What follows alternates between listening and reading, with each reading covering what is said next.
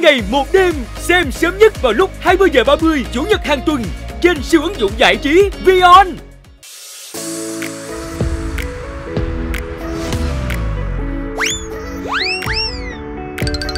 Là ngày buồn hay ngày nắng nôi hay mưa rông, có sao đâu anh em mình còn có nhau. Mặc kệ màn đêm đến khi khó khăn hay huy hoàng, bốn phương trời đâu chẳng có chỗ cho anh em mình. Là ngày buồn hay vui, ngày nắng nôi hay mưa rông, có sao đâu anh em mình còn có nhau. Mặc kệ màn đêm đến khi khó khăn hay huy hoàng, bốn phương trời đâu chẳng có chỗ cho anh em mình.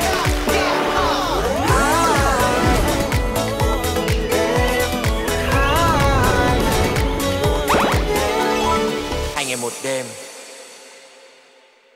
Chiên xu sạch với tôm thơm cay bùng vị.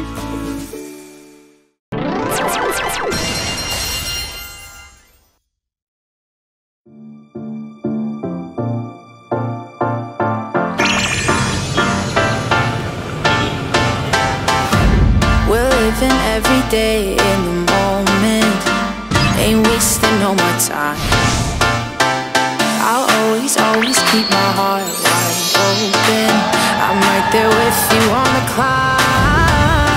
I'm not leaving you behind. I wanna see you shine. We're on our way. We're on our way to greatness. We're on our way to be the best. We're gonna reach our oasis. It's our life to reinvent. We're on our way to the light, where the grass is always green. It's always stay together in our paradise. It'll be more than what we dream, what we dream.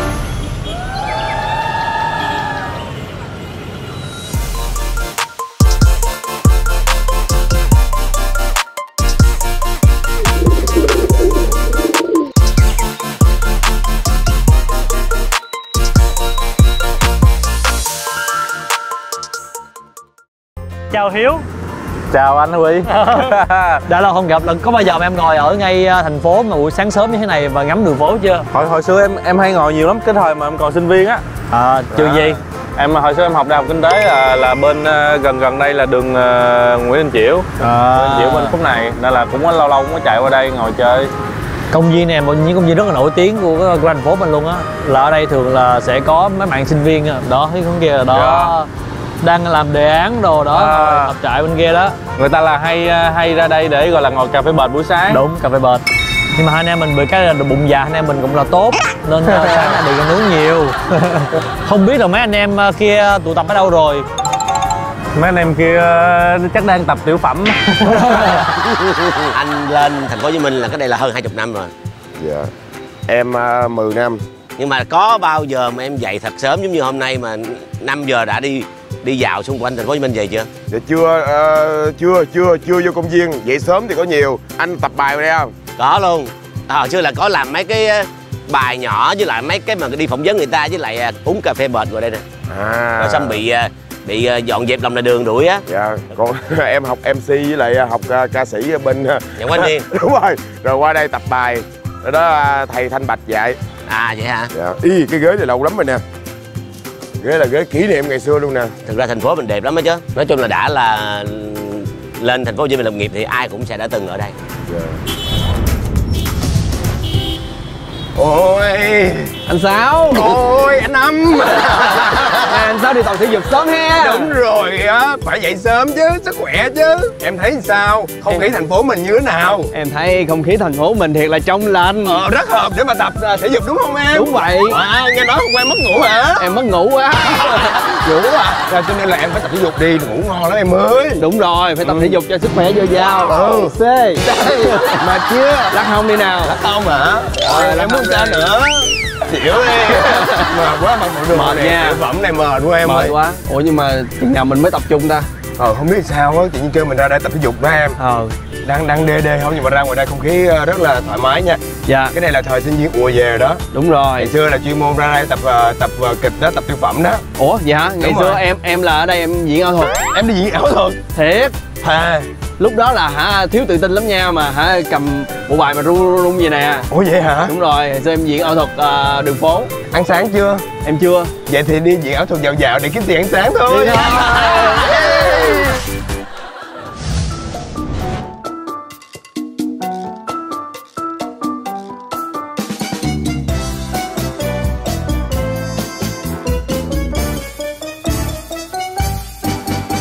Trên bình khi chiều nắng trên vai, từ xa thấp thoáng cả áo tung vai, để sao tươi nốt chân mai đến nơi này.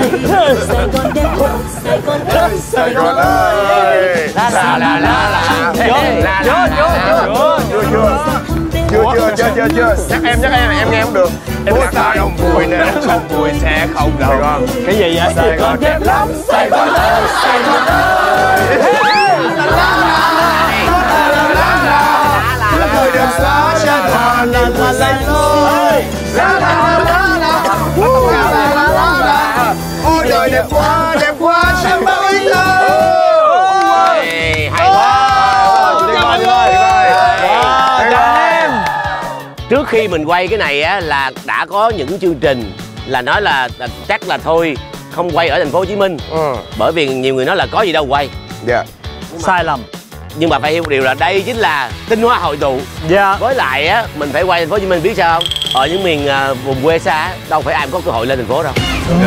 Bà con ở những miền xa rồi á toàn lo làm ăn thôi, quanh năm ruộng đồng á, cho nên mình phải quay.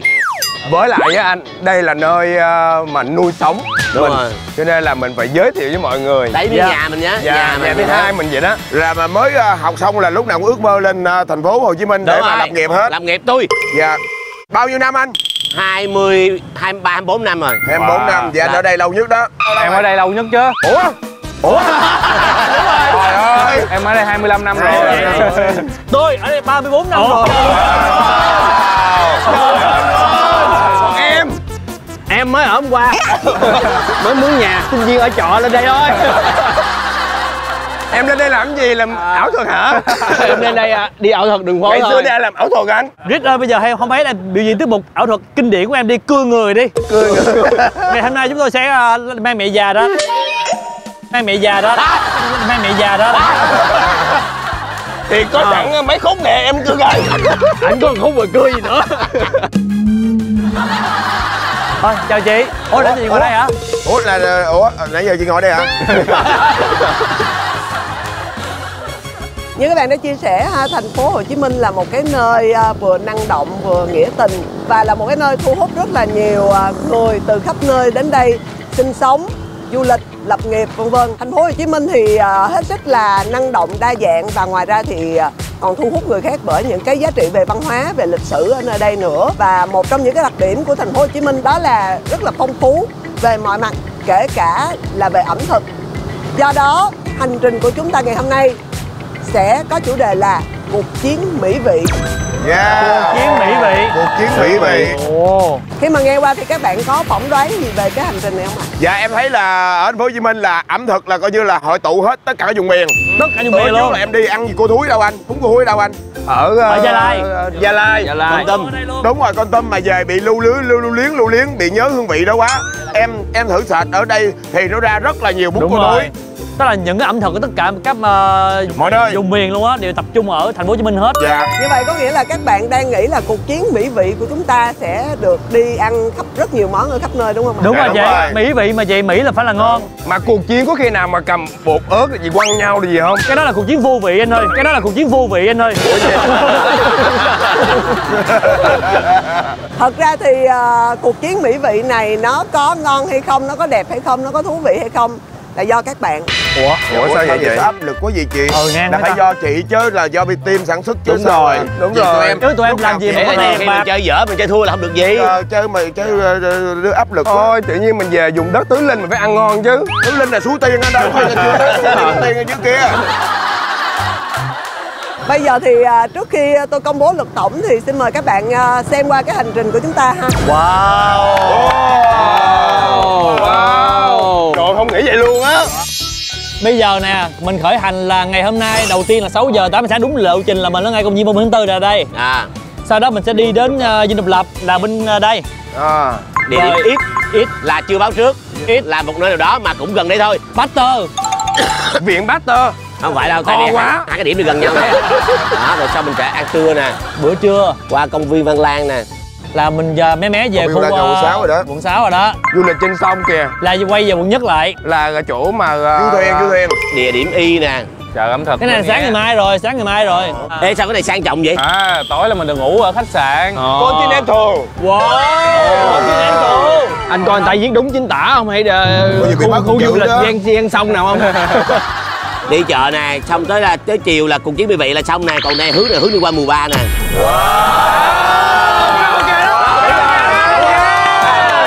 Mùa 3 vô định quá, mùa 3 vô định quá. Bây giờ thì là lúc tôi công bố cái luật chơi tổng của cuộc chiến mỹ vị của chúng ta ha.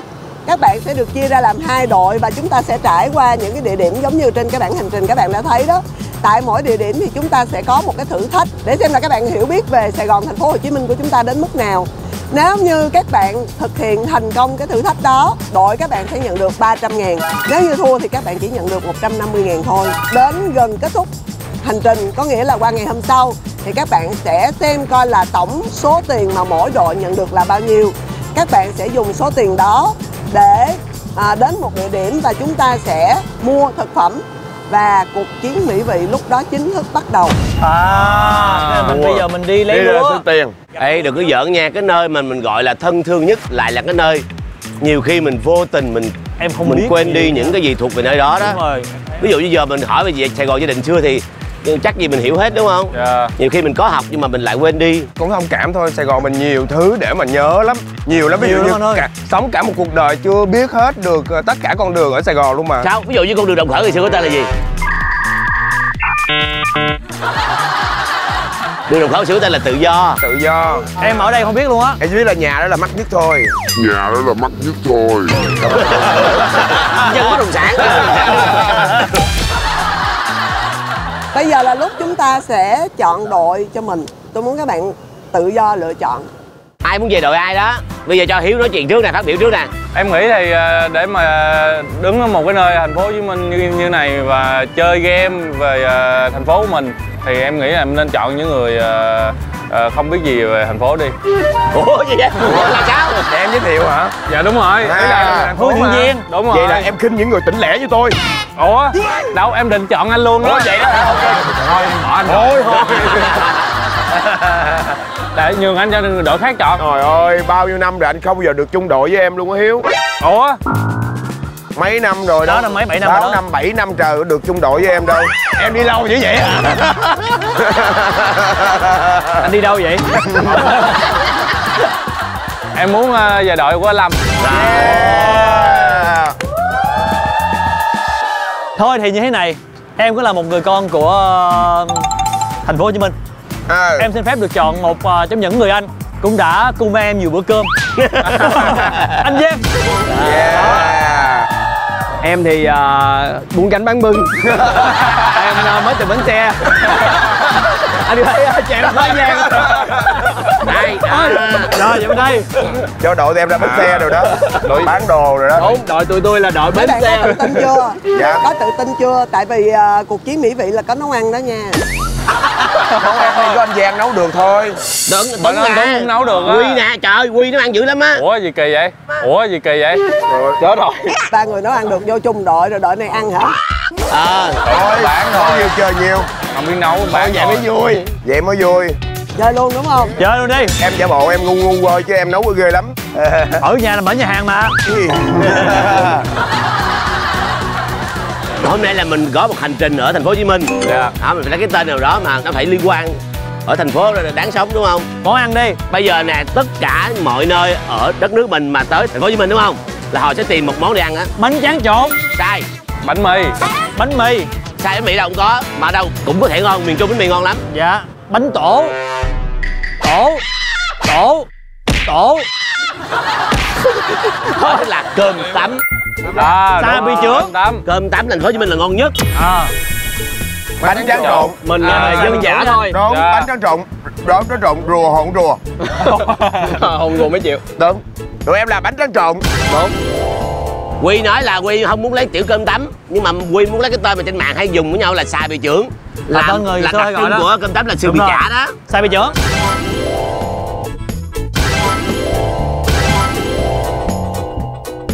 Rồi bây giờ xin mời hai đội xà bì trưởng và bánh tráng trộn đến với một cái game hết sức là truyền thống của chúng ta. Lo. Mời cà phê ra đi ạ.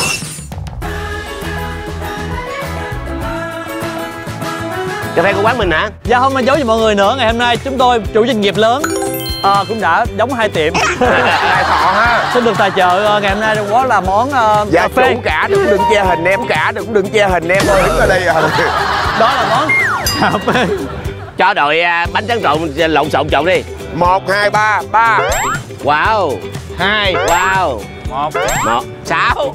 Ủa? Lo gì? 6, dạ rồi 6. Rồi, mời chọn. Anh chọn dưới đi anh Sáu. Thì em vẫn là 3 đi. Anh là anh lớn nhất. Thôi chọn đi. Hai cái ly đều ok hết á. Anh nhất, em nhì, em 4. Vô đó nha, 50 hay sao? Cà phê mà uống hết. Cuối cùng rồi nha. 50 đi. Với lại á, ở thành phố Hồ Chí Minh á, cà phê cũng là một trong những cái nét đặc trưng đó nha. Đúng. Mặc dù ở đâu cũng có nhưng mà thành phố Hồ Chí Minh có nhiều dạng cà phê lắm. Mà ở đây có cà phê bệt thì bây giờ anh em mình ngồi luôn. Vậy mình ngồi lấy cái bàn ngồi bệt xuống mình hút đi anh. Đúng rồi. Bệt mà. Dọn cái bàn, dọn cái bàn. Dọn cái bàn đi. Dọn bàn đi 50. Ngày xưa là có cái báo nữa nhưng không cần báo bệt đi. Đúng rồi. Rồi xong á, khoan. Ai đóng vai chủ dân phòng? Rồi thôi vô đi. 10%. 50% đi. 50 đi. 1, 2, 3. Vô.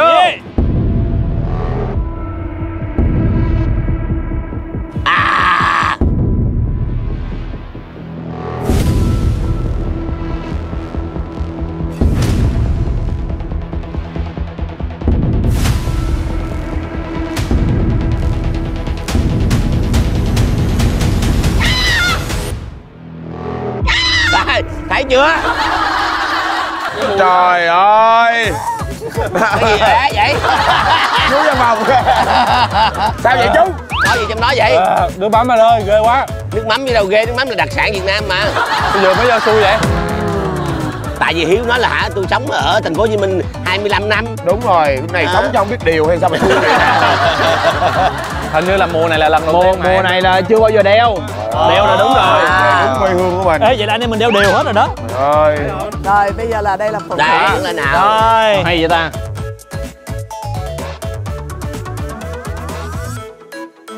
Rồi bây giờ thì chúng ta sẽ đi đến cái điểm đầu tiên. Đây chính là cái dinh thự lớn kia trước mặt chúng ta ha. Dạ thưa quý vị khán giả, đội em gồm em Bảo Lâm, Christian, Hiếu thứ hai. và đội chúng em là đội Bánh tráng trộn, lộn xộn mà vui. Đúng là lộn xộn thiệt. Đúng là lộn xộn thiệt. nhưng thôi mà. Dạ. Nhưng thôi mà, nhưng vui phải không? Nhưng làm lại được không? Rồi. Okay. Mà vui. ok. Rồi. Ok, vui. Vui, ok. Chưa gì thấy lộn xộn rồi đó. Dạ thưa quý vị khán giả, và đội chúng em là đội Bánh tráng trộn, lộn xộn mà vui. Lộn xộn nhưng mà vui. bây giờ là chương trình quảng cáo à. Lại. Bánh tráng trộn lộn xộn.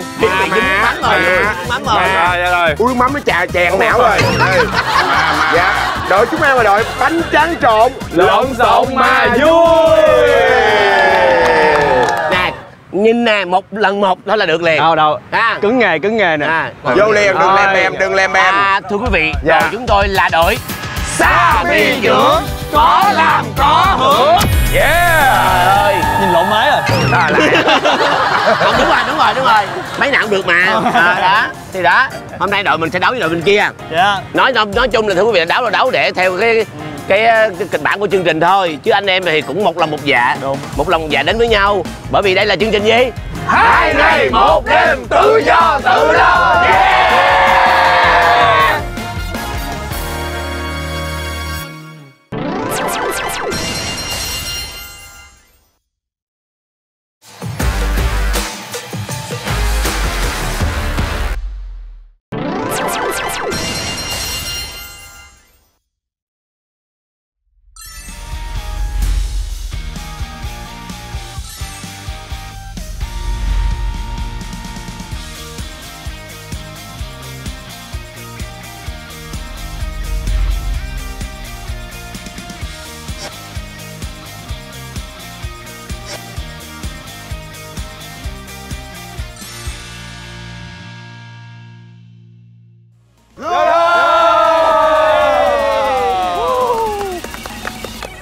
Xin chào mừng các bạn đến với di tích lịch sử Dinh Độc Lập. Để có thêm những thông tin hiểu biết về di tích lịch sử Dinh Độc Lập, xin mời các bạn gặp gỡ chị Trần Thị Minh. Chị là hướng dẫn viên của di tích lịch sử Dinh Độc Lập. Dạ, chào chị. Chào chị. Hướng dẫn viên xin chào các bạn đến từ chương trình 2 ngày 1 đêm. Chào chị ạ. Chúng ta sẽ bắt đầu chương trình từ đây ha. Dạ. Rồi, hướng dẫn viên xin mời các bạn. Dạ vâng ạ, mời chị đi trước. Tôi sẽ nối bước theo dần. Mời các bạn đến với Dinh Độc Lập. Đây là nơi ở và làm việc của một chế độ Việt Nam Cộng Hòa trước năm 1975. Dạ. Thì các bạn thấy đây là cái khuôn viên rộng 12 ha. Ở đây thì nó đã từng chứng kiến cái sự kiện lịch sử trọng đại đối với dân tộc. Dạ. Đầu tiên đó là cái sự kiện vào buổi sáng ngày 30 tháng 4 năm 1975. 10 giờ 45 phút thì xe tăng ở trước mặt chúng ta đây là 843 và 390 đá húc cổng Dinh Độc Lập tiến thẳng vào trong dinh. Thì đây là Dinh Độc Lập, là dinh thự mới được xây dựng bởi ông kiến trúc sư Ngô Viết Thụ. Nhưng mà cách đây hơn 100 năm đã có một dinh thự cũ được xây dựng ngay trên nền đất cũ này. Người Pháp sau khi họ chiếm xong 6 tỉnh Nam Kỳ, họ đã chọn một khu đất đẹp nhất ở Sài Gòn để xây dựng một dinh thự là nơi ở cho thống đốc Nam Kỳ. Và dinh thự được xây dựng năm 1868. Lúc đầu có tên gọi là dinh Norodom. Norodom là tên gọi của một vị quốc vương Campuchia. Trong một lần đến thăm Sài Gòn, chính phủ Pháp lấy tên của ông để đặt tên cho một con đường. Và cái con đường và cái công viên được đặt tên ông vừa làm xong lại chính là cái con đường trước cửa dinh. Và thay vì dân Sài Gòn và người Pháp gọi đây là dinh thống đốc Nam Kỳ thì họ gọi theo tên đường cho tiện, và từ đó cái tên dinh Norodom ra đời. Dinh thự mới được khởi công xây dựng từ ngày 1 tháng 7 năm 1962.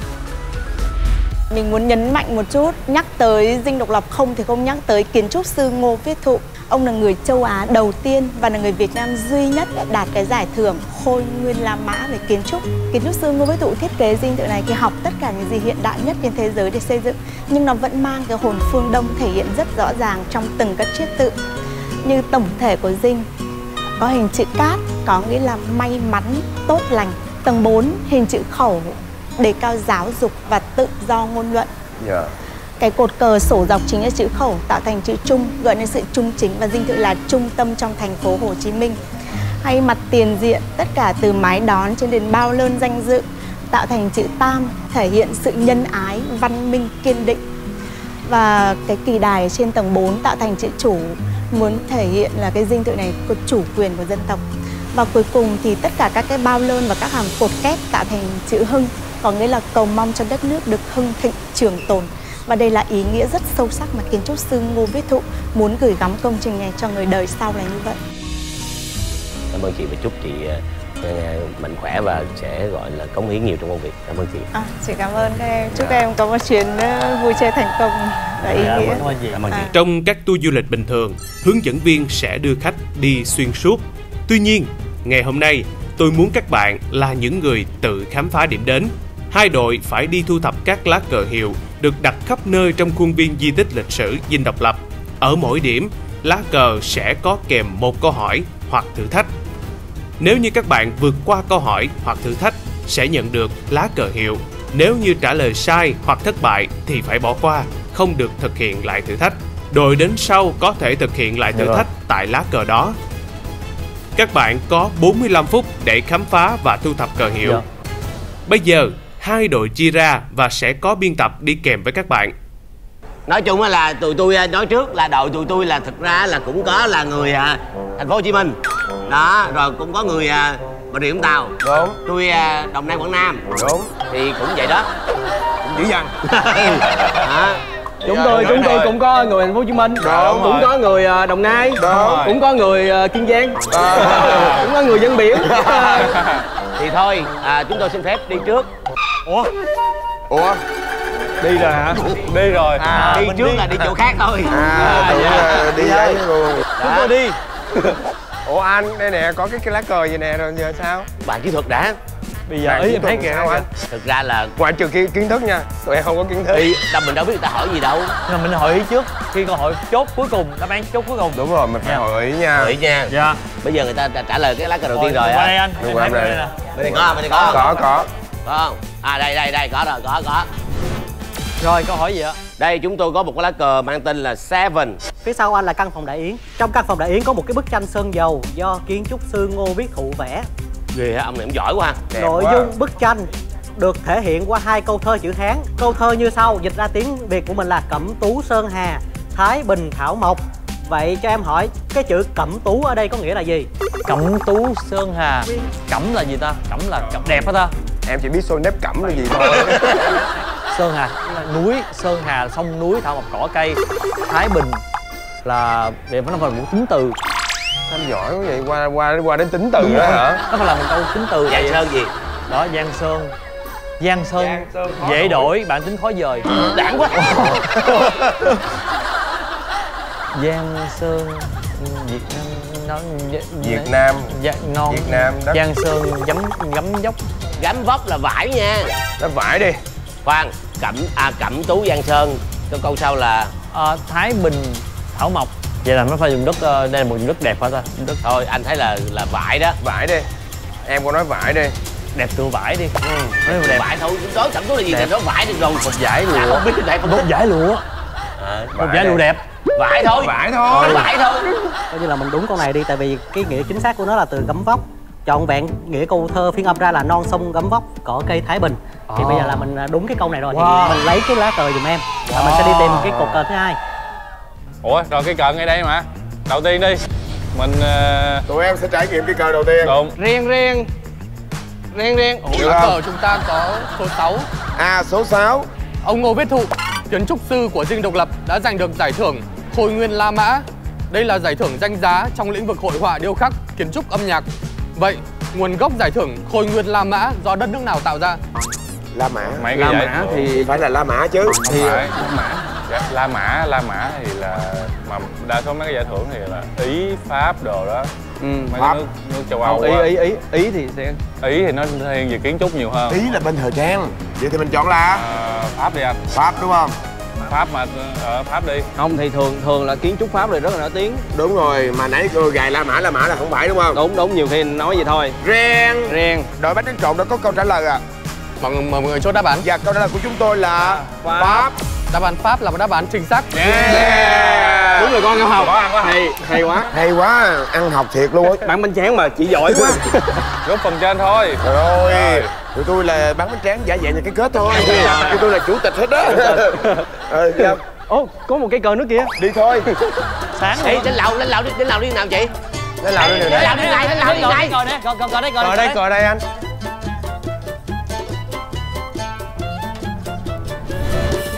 Số 2 ạ. Ai là người quyết định đổi tên Dinh Norodom thành Dinh Độc Lập? Hồi nãy chị nói đó anh. Là một kiến trúc sư không phải cái ông gì người Pháp. Đúng rồi. Ngô Đình Diệm. Chính xác. Thì nãy chị Minh chị nói rồi. Chị Minh chị nói đó. Trời ơi. Lên lầu. Đi này. Ủa phòng này có không ta? Chị lên lầu đi bên kia hả chị? Bên này. Phòng này có không? Bên này, đến lầu bên này. Dạ. Ủa cái câu vừa rồi sao nó dễ quá vậy? Mình câu số 7 là khó đó. Câu nãy đầu khó quá. Đây có không? Tìm cơ. Đi đi. Có cái Google. Đây nè. Đúng xuống vàng. Phòng nội cát. Đây là phòng nội cát. Mình có nên đọc trước không? Đúng, mình đọc trước sao đi. Cũng vậy mà. Mình đọc trước rồi mình hẳn bấm chuông. Mà thấy đây toàn tiếng Anh, tiếng Pháp không nè. The meeting Thôi, in... tiếng Việt đi. Hay là anh không biết đọc tiếng Việt? Là nơi diễn ra các cuộc họp của Hội đồng Tổng trưởng và Nội các Việt Nam Cộng Hòa. Ren không? Ren đi. Ren. Câu hỏi số 4 của mọi người ở vị trí này như sau. Tổng thống cuối cùng trong chế độ Việt Nam Cộng Hòa là ai? Ông gì đó mới nói không phải ông Thiệu, con Ngô Đình Diệm. Mấy chị này ấy chưa. Trời ơi, sao mấy chị cười không, mấy chị phải hỗ trợ chứ. Thiệu. Tổng thống cuối cùng à?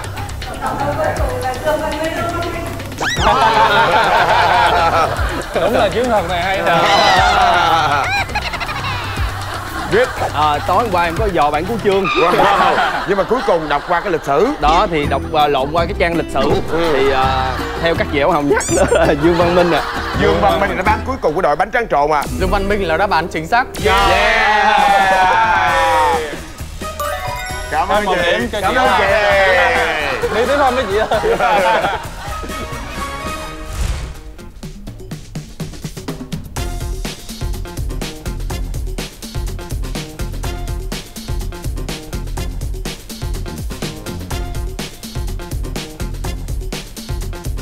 Có câu rồ là có cờ á. Đúng rồi. Kinh nghiệm game show em có câu rồ có cờ nha em ơi. Giờ em giỏi quá. Số 9. Hành lang lầu 2 được bao bọc bởi bức rèm bằng hoa đá. Đây là tác phẩm bởi điêu khắc gia Nguyễn Văn Thế thực hiện. Những bức rèm hoa đá này có hình ảnh tượng trưng cho cái gì? Bụi tre. Anh chốt câu trả lời đi. Đốt tre đó. Đốt tre đúng không? Câu trả lời sai, nó là đốt trúc. Ủa? Không, anh tre khác, trúc khác. Với lại trúc nó là hình ảnh tượng trưng cho người quân tử. Chứ tre nó không có tượng trưng như vậy. Cho nên là câu trả lời sai. Đi, trúc đi. Không được anh ơi. Không sao, sai thôi. Dạ sai. Anh để lại cờ giùm em nha. Trúc hay tre ha? Dạ trúc, nó là đốt trúc. Vậy là khả năng là đội kia lát cũng sẽ quay lại đây đó. Trúc chứ không phải tre nha. Nhưng mà tiếng Anh là bamboo hết nha. Bamboo hết đó. Nhưng mà mình cũng phải đúng luật chứ mình sai. Coi bên kia. Bên kia. Ngay cái cửa kìa. Đây, em thấy nhanh lắm. Người thành công có lối đi riêng nè. Đây. Cao vậy? 11. Sao 11. Mình cao không vậy? Lộ bức tranh nữa rồi. Ủa chân dầu không luôn. 11. Đây là bức Bình Ngô Đại Cáo do họa sĩ Nguyễn Văn Binh thực hiện trong căn phòng Trình Quốc Thư. Trung tâm của bức họa là một vị vua trong buổi lễ tuyên bố chiến thắng sau khi đánh đuổi giặc Minh ra khỏi bờ cõi. Đó là vị vua nào? Giặc Minh. Vị vua giặc Minh hả? Trần Lê Lợi. Dạ, đáp án chính xác. Lấy giùm em lá cờ này. Trời ơi. Trời, thế này vừa thể lực mà vừa kiến thức nữa nha. Hồi nãy giờ mình chưa xuống hầm cho mọi người. Dạ. Xuống. Ở dưới có bao nhiêu chiếc xe? Hầm gửi xe. Mình xuống dưới đây là ai hỗ trợ mình? Có một cây cờ này anh thấy chưa? Rồi, ở đây nhìn áp lực của em ơi. Ở đây nhìn kiến thức quá. Rồi, ở đây nhìn địa lý nha. Ở đây nhìn địa lý kiến thức quá. Rồi, Ren. Lá cờ số 17. Đây là căn phòng hầm tham mưu tác chiến. Đội chơi sẽ nhận một đoạn mã MOS cần giải. Đoạn gì? Mã MOS. Trời ơi, MOS. Mã MOS. Giống như bấm tít là A, tít là B. Đúng rồi. Một người sẽ nhận một đoạn mã của chương trình và ra tín hiệu bằng cách thổi còi. Hai người còn lại sẽ phải giải mã, giải được từ khóa của mã mắc đó thì đội các bạn thành công. Ủa cái mã MOS đó ngày xưa học ở đâu vậy? Cái mã MOS là trong phim đồ thôi chứ tới là đời dạy đúng không? Đời dạy, mã MOS đời dạy. Ủa sao mã MOS là gì? Là giống như là xưa người ta ở ngọn hải đăng đó người ta bấm kịch là bao nhiêu đó là mấy cái thuyền là thấy. Cái remote thì biết cái remote là mở tivi thôi. Đầu tiên tôi cần biết rằng là ai sẽ là người ra tín hiệu còn ai sẽ là người giải mã. Chắc em ra tín hiệu đi. Em giải mã hả? Ok, để em giải mã ra. Giỏi nha. Anh làm gì? Anh phụ nó. Nó có trong đúng rồi, có bản đồ anh cứ nhận có cái bảng mà MOS. Ê nãy biết mà chơi mà trí tuệ vậy là mình bị chia lợi đi. Còn đây bộ đề mã MOS. Đây là chiếc còi của ráng nha anh Lâm. Thôi, nè.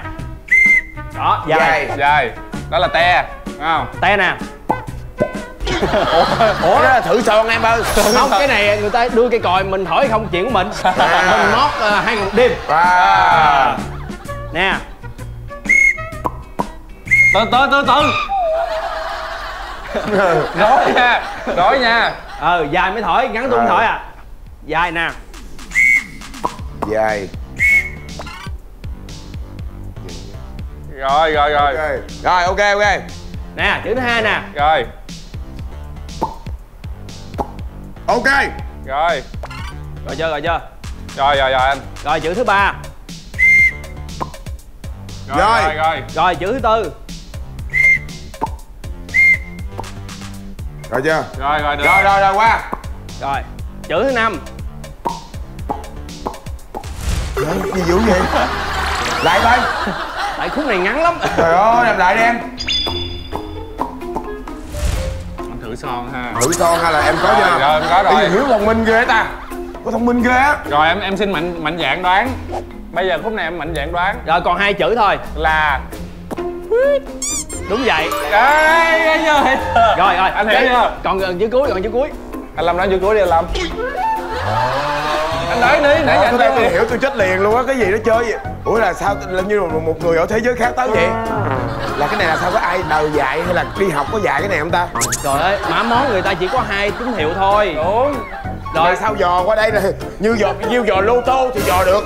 Chứ sao mà tự nhiên một sao giờ dưới quê đọc lô tô đọc hay lắm. Hay lắm. Mà tự nhiên tôi dò cái thỏi bập thẹt cái nó ngồi đây nó ghi chữ đó là bập thẹt. là kêu Hiểu. Rồi chơi đi. Rồi cái chữ cuối nè, Hiếu nói có đúng không? Nè chữ cuối nè. Quýt. Đúng rồi. Quýt. Hỏi 3 cái. Không biết. Rồi em đoán luôn đi em. Xin chào ạ. Các bạn chắc chưa? Chắc. Dạ chắc rồi ạ. Hai bạn này thôi, Lâm không chắc. Đừng có Hiểu đâu chắc.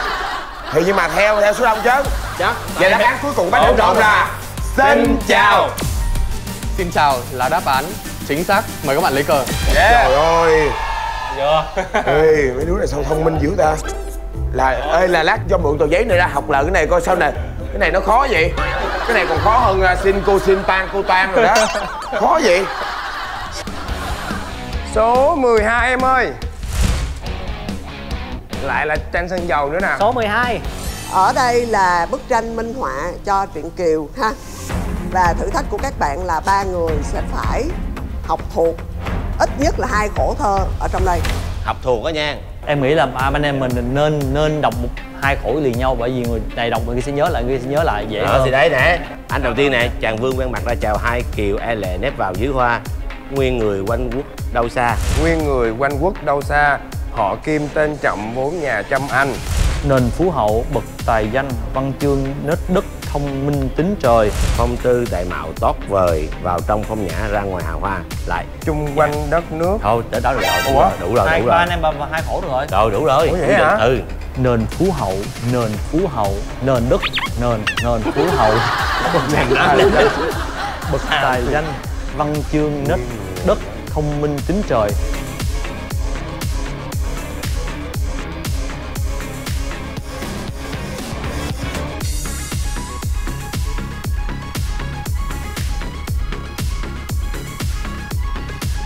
Chàng vương quen mặt ra chào hai kiều e lệ nép vào dưới hoa. Đây. Anh để đây nè, anh có mở đâu. 2, 3. Chàng vương quen mặt ra chào hai kiều e lệ nép vào dưới hoa. Nguyên người quanh quốc đâu xa. Họ Kim tên Trọng vốn nhà trăm anh. Nền phú hậu bậc tài danh, văn chương nết đức thông minh tính trời. Phong tư tài mạo tốt vời, vào trong phong nhã ra ngoài hào hoa. Rồi anh cuối cùng đó. Rồi ok chính xác. Lấy cờ giùm em. Rồi. Ôi đi anh ơi. Rồi go. Đi bên kia đem 3 cái cờ xuống rồi kìa.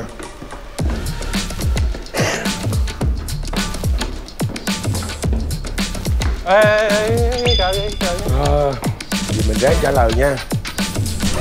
15 ạ. Biên tập quá mất thời gian của chúng tôi. Nếu như chúng tôi mà bị rớt thì hả biên tập phải chịu trách nhiệm. Tại căn phòng giải trí. Và đây sẽ là một thử thách may mắn dành cho các bạn. Trên tay tôi đang có mặt đồng xu, có chữ yes và chữ no. Bây giờ tôi sẽ xóc đĩa. Các bạn chỉ... Trời ơi, cái gì mà xóc đĩa ở đây? Cái gì? Bây giờ tôi sẽ xóc đồng xu này trong chiếc đĩa và cái bát. Các bạn chỉ việc đoán xem là cái mặt hiện lên là mặt yes or no. Bây giờ đưa tôi xóc được không? Mình muốn tự xóc, mình quyết định cuộc đời chính mình. Nếu như các bạn tự xóc, tôi quy định rằng sẽ phải xóc trong ít nhất 10 giây. Và phải xóc mạnh chứ không được xóc nhẹ. Chưa học tới. Đúng, vậy mình sắp luôn đi. Anh áo thuật đi. Đi, 2 găm đi. Rồi. Yes hay no đúng không? Đâu bây giờ mở ra coi trước anh ơi. No. No. Yes. Vậy yes trước nha. No. Yes, no. Yes, no. Yes, no. Ê, cú cuối nó bẻ nó cú tuyết. Yes. Đúng không anh? Yes đi. Yes đi tiếp. Chắc chưa? Yes. Hay lợi không? Yes vô yes solo luôn đó. Lợi không? Thử đi, thử ra đi. Bây giờ mình coi cái. Coi thử, tụi em không có lấy này, tụi em coi thử. Không được. Chơi ấy quá. Chỉ một lần duy nhất thôi. Chịu luôn. Thôi yes đi. Yes đi. Các bạn chốt chưa? Chốt. Rồi mời các bạn mở. No. Yes.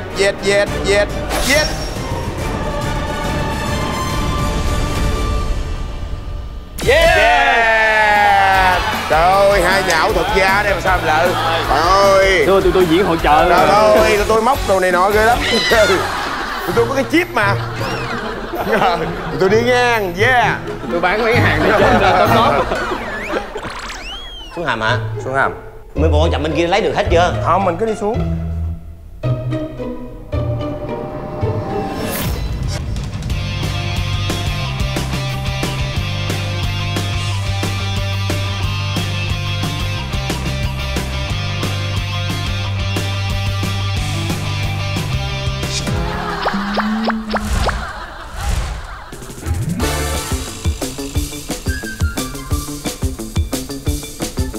Bây giờ mình tìm cờ trước đi. Có đâu, người ta đi rồi chứ dễ gì. Không có. Không có. Hết hả? Ui, liên lạc. Anh ơi, bên đây nha, em bên đây. Có không? Tụi em đang coi.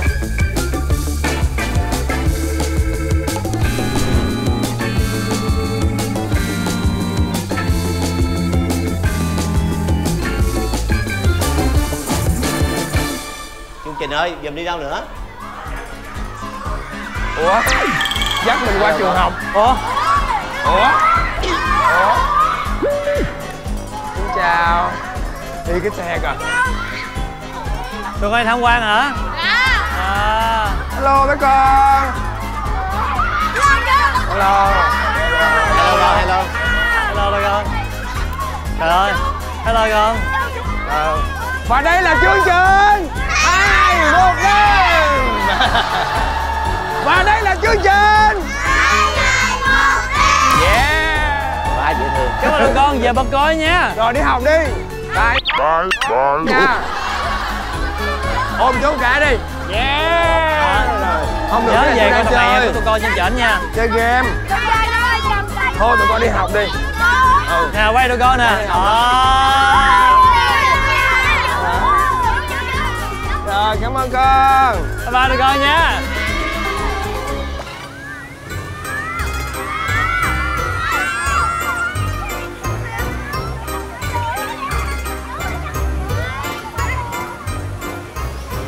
Nhiều khi cái câu hỏi này là câu hỏi bên kia trả lời sai. Đúng rồi. Đây là lá cờ số 5. Câu hỏi số 5 của chúng ta như sau. Reng. Các bạn thấy hai chiếc xe tăng rồi đúng không? Dạ. Chiếc xe tăng số hiệu 843 và chiếc xe tăng số hiệu 390. Đâu là chiếc đã húc tung cổng chính của Dinh Độc Lập vào sáng ngày 30 tháng 4 năm 1975? Chiếc nào trước anh? Chiếc 390 húc tung cổng chính, ngay chính giữa, còn chiếc kia là hung cổng bìa hồi nãy đụng cổng bìa mà mình ấy. Mình đi vô hả? Đúng rồi. Chiếc này mặc dù là bự hơn, là dẫn đầu nhưng mà chiếc này lại vào trước. Thiệt không? Cái miệng em giờ em làm em tự tin 2 lần rồi đó. Không có, hồi nãy em có nghe cái chuyện nghe rồi đúng không? Em có nghe chị không? Chắc chắn anh. Chắc chắn. Tụi tôi chốt là 390. 390 là đáp án chính xác. Chúc mừng các bạn. Yeah. Chúng ta về địa điểm tập kết. Đi thôi. 5 cây vậy. Trời ơi. Cảm ơn tụi con, bye bye tụi con. Bye.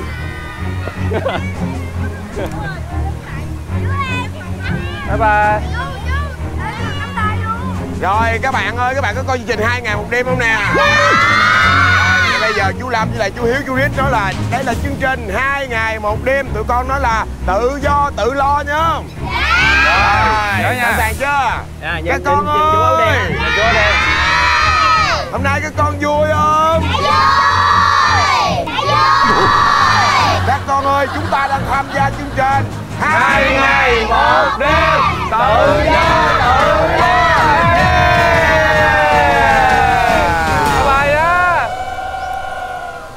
Yeah, vô thôi. Nhiều quá. Đâu mà dữ vậy? Trời ơi. Nghĩ là biên tập bên kia dẫn đường hay sao á, còn biên tập bên đây không có nấu cái gì. Không, bên đây là vừa vô là kêu xuống hầm. Xuống hầm mà toàn xuống hầm là mà. đi hầm luôn. Đi hầm luôn. Nè còn em thấy biên tập bên đây.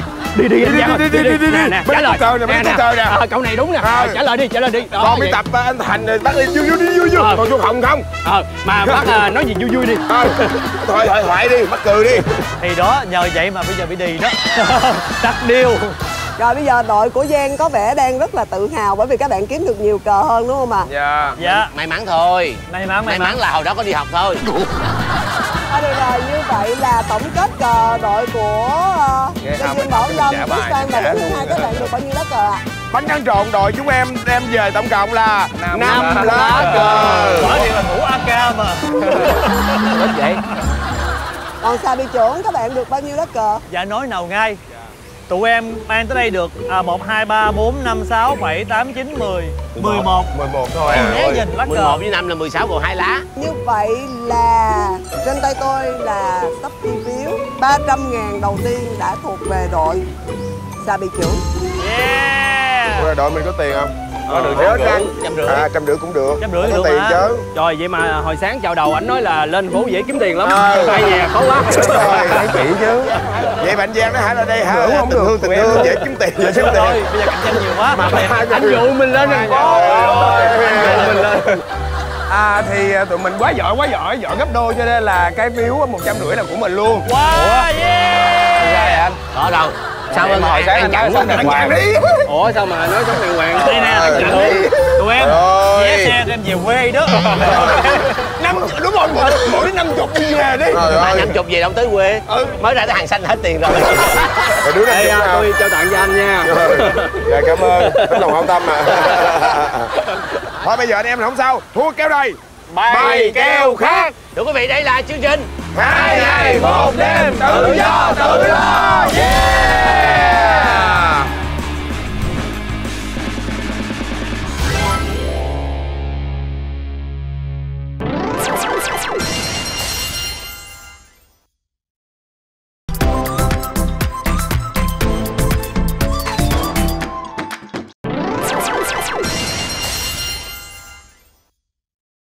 Ôi, nơi đây rất là quen thuộc. Đây là sân khấu chống đồng. Đúng, anh Quy được kêu đó chưa? Anh hồi xưa là mới vậy luôn. Tuấn kêu rồi. Rồi, anh Giang khỏi nói rồi. Hiếu chưa được kêu. Đúng rồi, em chưa chưa. Ngày xưa là có 3 điểm diễn là dễ treo hình nhất là 126 Đi miền Sài Gòn và chống đồng. Bây giờ là có một cái sân khấu mà nó sẽ phục vụ ngày Tết là em sẽ diễn cái đó, thường diễn đó, sân khấu Đầm Sen. Đúng Đầm rồi. Sen hồi xưa anh là hay diễn live show mùa Tết là khoảng tầm 10-11 giờ là anh diễn tới 1 giờ. Đó là kỷ niệm đi diễn, cái là kỷ niệm đi đẻ là má Hiếu thứ hai đẻ ở cái Từ Vũ kế bên đây luôn. Phải không em? Đúng rồi anh. Ủa ơi. Anh chở mẹ em đi hả? Là lỗi cái tiểu phẩm này hề đó là biết là Hiếu thứ hai đẻ ở Từ Vũ thì chúng ta vừa đi ngang qua Từ Vũ luôn. Ê, ở trên đây có một cái chợ rất nổi tiếng nha, khu quận này của nhà anh quận 10 nè. Thôi nghĩ đồ ăn đúng rồi. Ẩm thực nhất. Cái đó là ẩm thực Campuchia. Chợ trước tiên thế. Ôi, đồ ăn. Ê. Hoa nữa anh. Hoa. Em nhập hoa đó luôn á, thì hai chồng anh đây nhập hoa luôn. Hoa mà chợ ở Sài Gòn có 2 chợ hoa lớn là chợ Hồ Thị Kỷ và chợ Đầm Sen. Sen là chợ hoa nhiều quá. Ủa hay là có đi Đầm Sen không?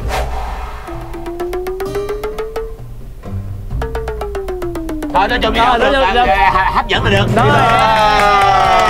Sao anh em mình là được. Được rồi. Buồn hay buồn em nắng nôi hay mưa dòng, có sao đâu anh em mình còn có nhau.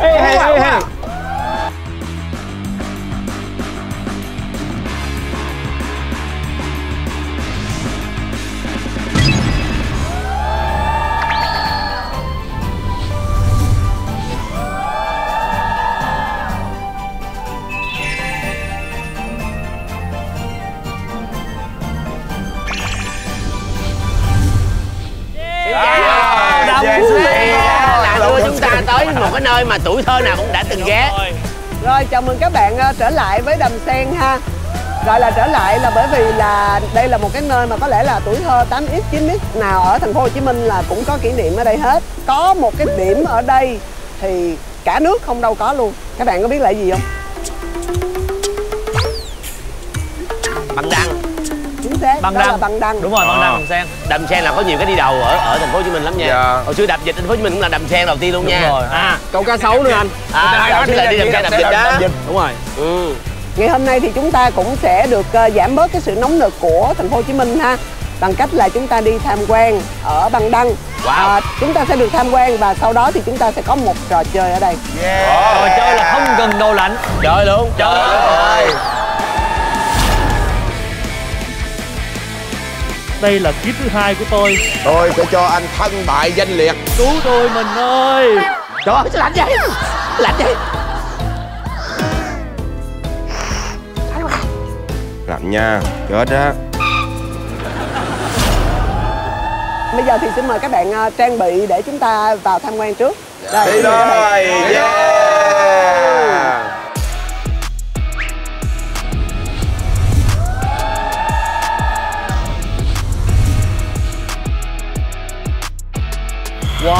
Wow. Em chia sẻ thì là lần tiên anh. Trời ơi, cái này mà có ly nước chanh ha. Trời ơi. Đá chanh luôn á. Giả tay hả? Giả tay á. Vô giả tay. Cái này nhiệt độ nó băng mà anh em ơi. HF fan. Trời ơi, đẹp quá vậy. Băng với lại đá, cục nước đá nó khác nhau chỗ nào? Nước đá là đông lạnh dưới 0 độ C thôi. Còn băng đăng là nó luôn. Đúng, nó âm nhiều và nó nhiều năm rồi. Nó là băng. Mê cung cá rồng kìa anh, đi mê cung không? Ê, đi mê cung anh em. Đi mê cung nè. Cá rồng hay cá rồng? Thôi. Bắt đầu nó lạnh cái quần rồi. Áo không lạnh chứ cái quần lạnh. Wow, mê cung. Ồ, là sao biết ở bên cung ta? Vô thôi. Ồ, thiệt là mê cung. Wow, đã quá, đã quá. Nè, ăn đá không anh ơi? Ăn đá nè. Trời ơi. Thành cố đô Huế. Ồ, đi tới Huế rồi kìa. Thành cổ Huế. Cổ Huế đồ chờ lại Huế thưa anh. Chùa Một Cồn là mọi người. Chùa Một Cồn đẹp quá. Khuê Văn Cát nè. Khuê Văn Cát nè mọi người.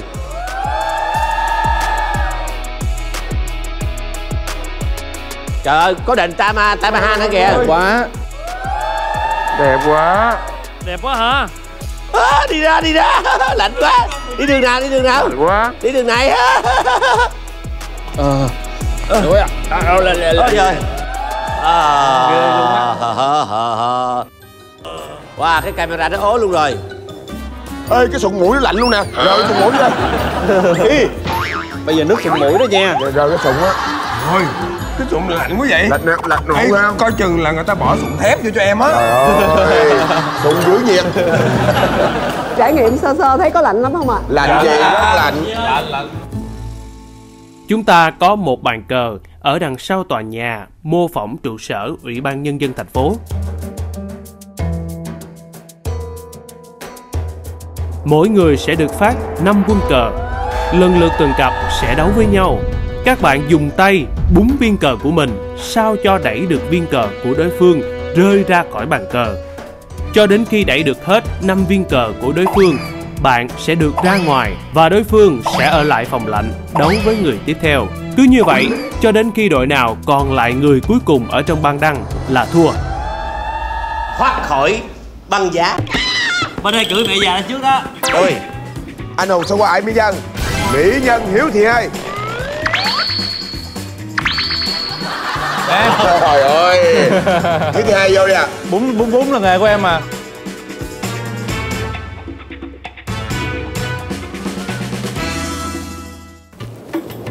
Lạnh lắm mà đừng có giỡn nha mọi người. Hình như nó âm mười mấy độ hay sao Hiếu? Em không nhớ là nó lạnh vậy luôn á. Lạnh chứ em. Băng mà không lạnh.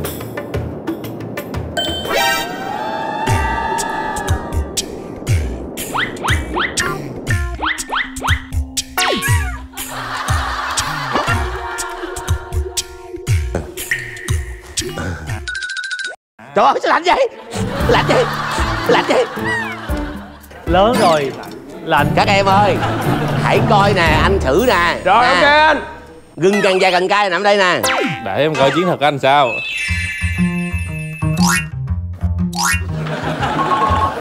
À.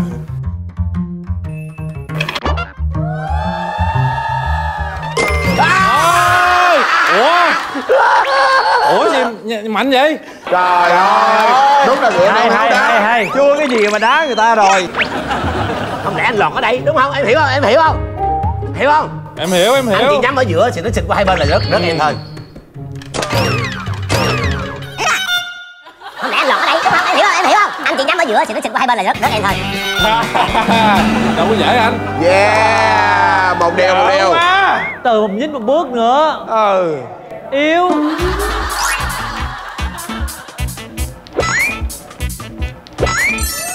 Hay vậy.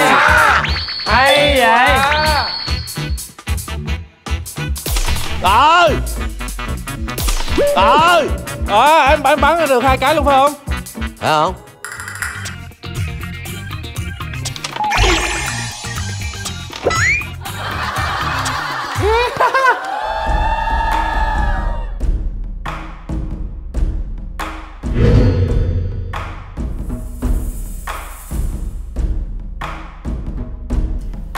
Hụt đi. Ê. Trời ơi, Giang vợ quá. Sậm nụ liền, anh Giang sậm nụ liền. Hết cây. Búng cho anh cái anh về luôn nè, anh về nghỉ với vợ luôn nè. Búng cho em, Hiếu.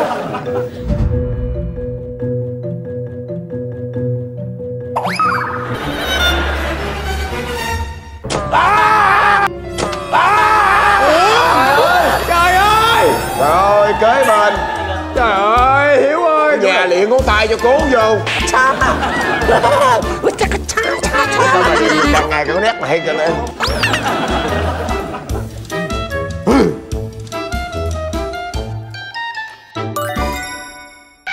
Trời ơi chết tôi rồi. Trời ơi chết tôi rồi. Làm sao em có thể em hiểu không? Anh ra chơi chiến thuật nha. Giữ nha. Giữ nha. Em hiểu cái gọi là cái của anh chưa? Em hiểu. Hiểu chiến thuật anh chưa? Khó nha. Khó nha. Hay là mình chạy ta? Chạy là chạy đi. Chạy đi. Khó lắm, đừng có giỡn. Hay. Một cái bóc là xong. Không biết là xui sao. Em làm như nó có đường dây sẵn vậy.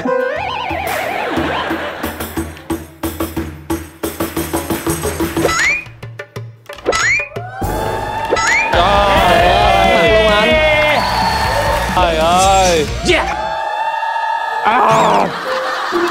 Kém nữa là có cơ hội rồi.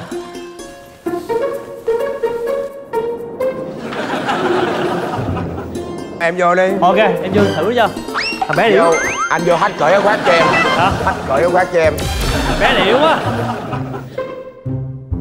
Baby Boo, em rồi. I'm here. Baby Boo. Có bình oxy đi không? Trời ơi. Bé thở oxy chổng. Đã đuối miếng rồi đuối cờ. Bé yếu lắm. Mình chỉ chơi 1-2 chiến thuật mà. Vậy hả? Dụ là nó yếu liền.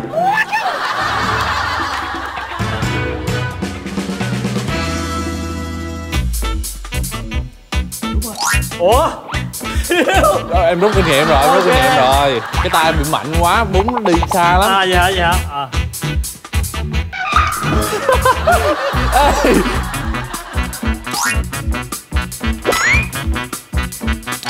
Wow.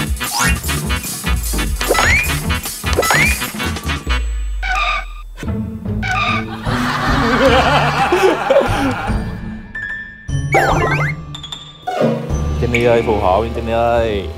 Cầm Jenny mấy không phù hộ mà chuẩn bị vớt ra hết luôn nè. Có, em còn có hỏi, Hay vậy?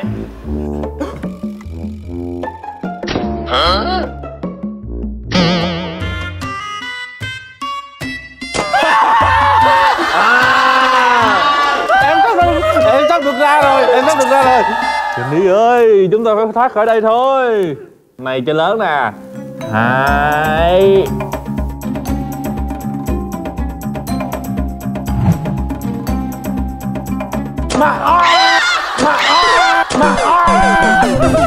Ui xén mưa. Trời ơi.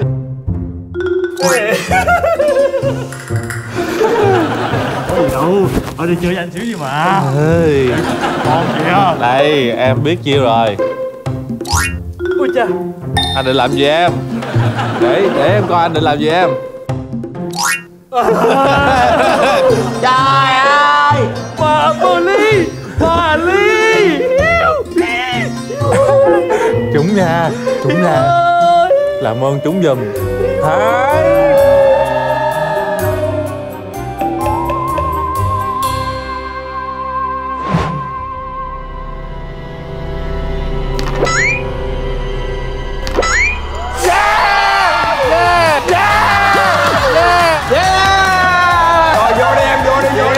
Em ra rồi, bye bye anh. Sao? Lạnh quá anh ơi. Hay quá. Trời, uống bia dở quá ha. Thôi, lạnh chịu không nổi luôn á. Đào tại nha. Trời ơi.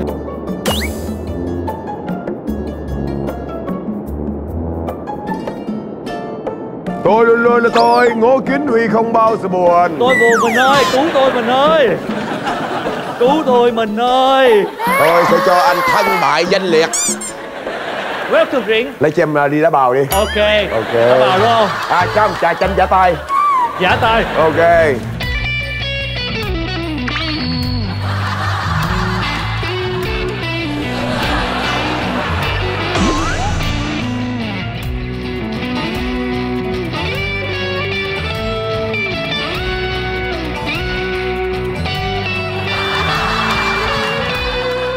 Thôi bên đó còn có nước uống rồi, bây giờ mời mấy anh em chai đi.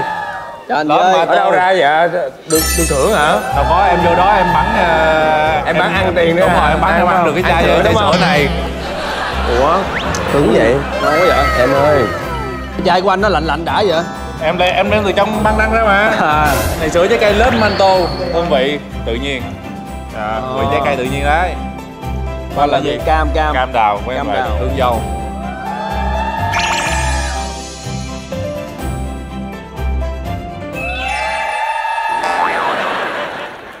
Vô nè. Vô nè. Không? Vô nè, hết lượt cho anh. Lên đường. Trời. Xuân đã đến bên em. Dáng chân thật đẹp. Còn Y Nguyên 5 con mà anh Quy còn 2 con à. Hay vậy? Xuân đã đến bên người. Mình chơi nhanh quá. Nhanh quá anh. Đúng rồi, mình chơi tôi xíu đi. Rồi các bạn ơi, em thấy là trò chơi này quá dễ đi. Thì mọi người vô đây mà đặt là câu thời gian rồi tiểu phẩm rồi cho hụt tới hụt lui rồi. Đúng rồi. Chứ quá dễ. Chứ đã anh nhường mà. Nhường đúng không? Chứ sao anh chơi sắc gì phát hoạt gì vậy? Trời ơi. Em chấp tôi 2 quân đi chứ. Thôi điên cùng đi chụp nữa.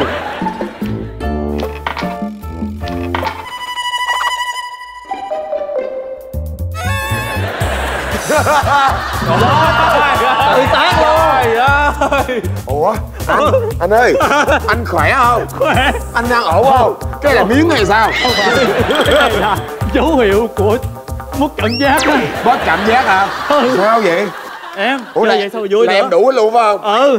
Chơi vậy còn gì công bằng nữa đúng không? Còn gì công bằng nữa, ok. Em phải chấp thôi. Chấp thôi, nhẹ cái. Nhẹ cái, thấy chưa? Ok, vô chưa? Vô rồi đó. Ok, nhẹ. Rồi, ok, vô vẻ. Vô vẻ, quan hỷ quá trời. Thiệt nè. Ok. 1 nè. Ok, 1 rồi, vô đó. Còn 4 con luôn. Cái này anh quất cái em sụm nụ nha anh ơi. Hồi nãy anh còn 1 con mà Hiếu quất anh luôn mà. Là giỡn nhẹ tinh khôi thôi đúng không? Nhẹ tinh khôi thôi. Nhẹ tinh khôi vậy em bắn vào đây qua. Còn 4 con là Lâm. 4 con. Đó bây giờ con này nó xuống. Vậy em chơi xa anh luôn. Khán giả ta mê lắm. Mê lắm tại bị thiếu hình cho nên đúng rồi. Nè, vô đây chơi. Vô đây ra đúng rồi. Vô một bên chơi, ok nhẹ thôi. Rồi nhẹ thôi. Ok nhẹ thôi. Rồi nhẹ thôi. Ok nhẹ thôi. Rồi nhẹ thôi. Đó, nhẹ rồi, thắng rồi, cũng tự đã thắng rồi nha mọi người nha. Rất là dễ à. Rồi đây chơi nha, em đi đây. Đi ra đi, không có đi. Hay vậy? Bấm mà cũng thấy luôn. Mà rất nhẹ nhàng. Giống như nó không chơi vậy á. Hay quá, Lâm hay quá à. Sao Huấn Quy dở vậy? Không phải thằng Lâm nó hay nữa. Đứng chia sẻ câu chuyện nha.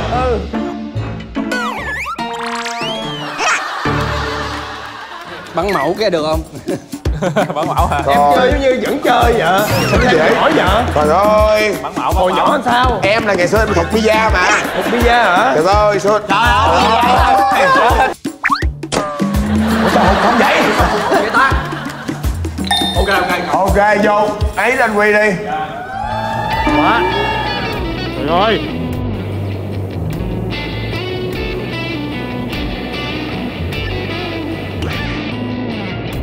Ủa? Đóng thành cục rồi kìa. Ướp xác luôn rồi. Chưa bao giờ mà thấy Huấn Quy mà dở như vậy luôn á. Đúng rồi quá.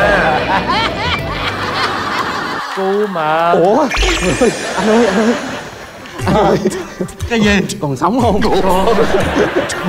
Trời ơi, tôi dở nè. Vậy chơi. Vậy chơi. Mạnh bà ơi. Sao mạnh bà thành nam rồi? Trời ơi. Lạnh quá. Đi trước.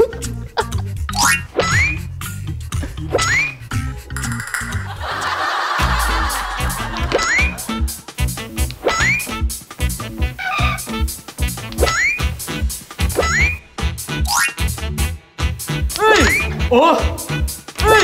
Ủa?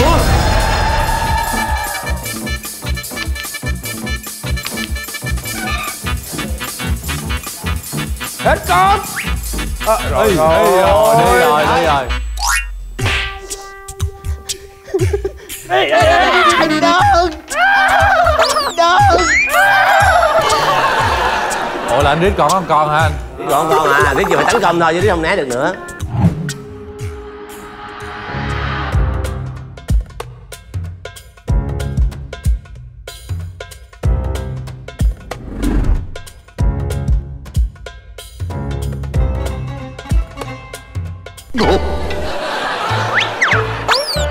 Bạn của tôi. Trời ơi. Thế bạn của tôi. Trời ơi. Người thế bạn của tôi đây rồi. Trời ơi. Vô. Người thế bạn của tôi đây rồi. Trời ơi. Em đi rồi. Tôi mê. Trả bao tay. Trả bao tay. Lấy cái bao tay luôn rồi.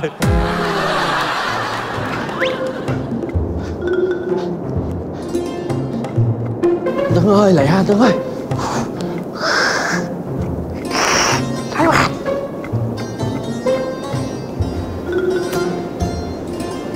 Anh vô lẹ chưa?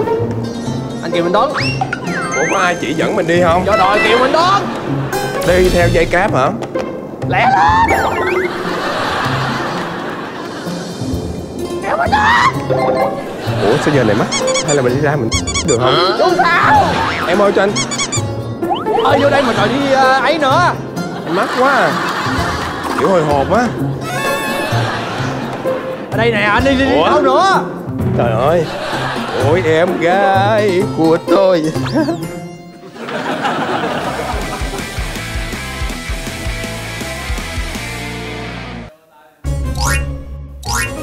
À đúng đó, bước đầu là phải nhẹ. Nhẹ thôi, đúng rồi.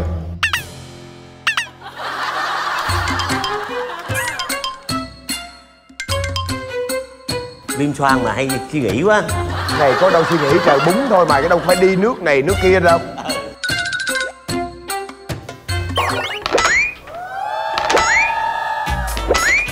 Hey, hey, hey.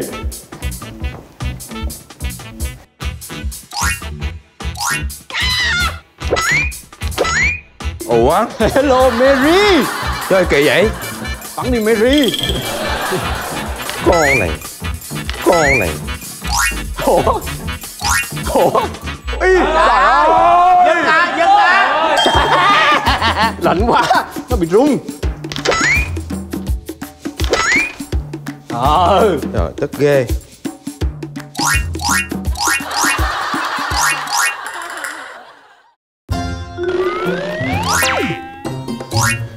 Ủa khiêu lợn ra, khiêu lợn. Chơi mà chơi khiêu lợn. Chơi mà chơi chạy vậy.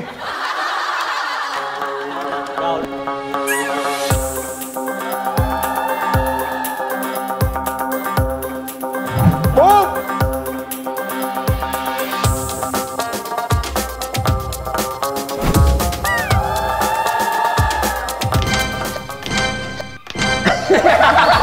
Yeah. Yeah. Chạy. Anh ở lại đây luôn nha. Ủa? Đâu có đâu. Đúng rồi, anh ở lại đây, anh thua chót mà. Anh ở lại đây. Rồi ai chơi nữa? Không ai chơi hết. Chị Thắm vui chơi với anh. Từ đầu tôi đã nói rồi, Kiều Minh Tuấn thua mà. Thua mà mày đặt suy nghĩ rồi. Tùy phạt ha, xứng đáng. Phạt mà phải cởi ra. Ủa? Cuối cùng cũng thoát được. Trời ơi, hay đó em. Trời ơi. Lạnh quá, cho ra đi. Mấy anh em ơi, em biết em sai rồi. Em chơi trò này là em dạy dỗ cho em ra đi. Lâm ơi. Lâm ơi. Gì? Của anh. Hiểu ơi. Này Nam Thần ơi, Bắp ơi, Dạng ơi. Em sai rồi. Em có những nước cờ dạy dỗ cho em đi, bỏ qua đi. Trời ơi, lạnh giờ khói luôn. Sẵn rồi, sẵn rồi. Bây giờ dấu hiệu bị ngáo ngáo nè. Cho ra đi được không? Mất. Vừa anh lắm. Ai biểu anh không thua làm gì? Đúng quá. Lạnh nha, chết á. Ôi lạnh quá mày ơi.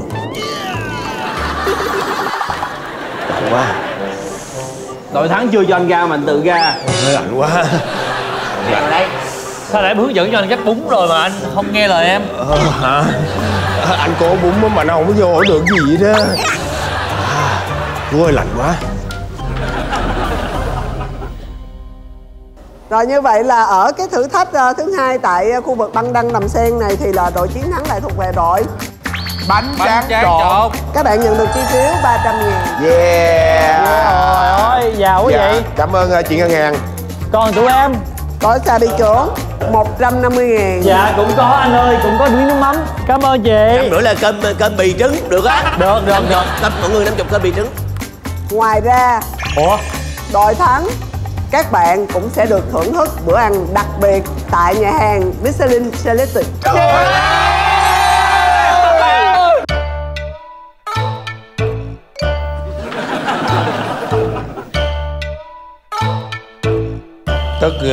Thì bây giờ người ta ăn Michelin Selected thì mình ăn cái gì ăn đá bào.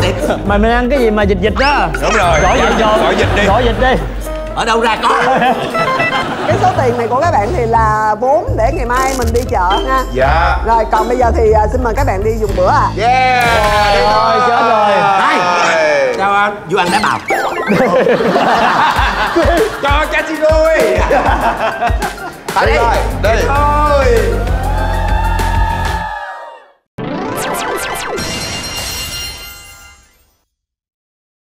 Chiên xu sạch với tôm thơm cay bùng vị.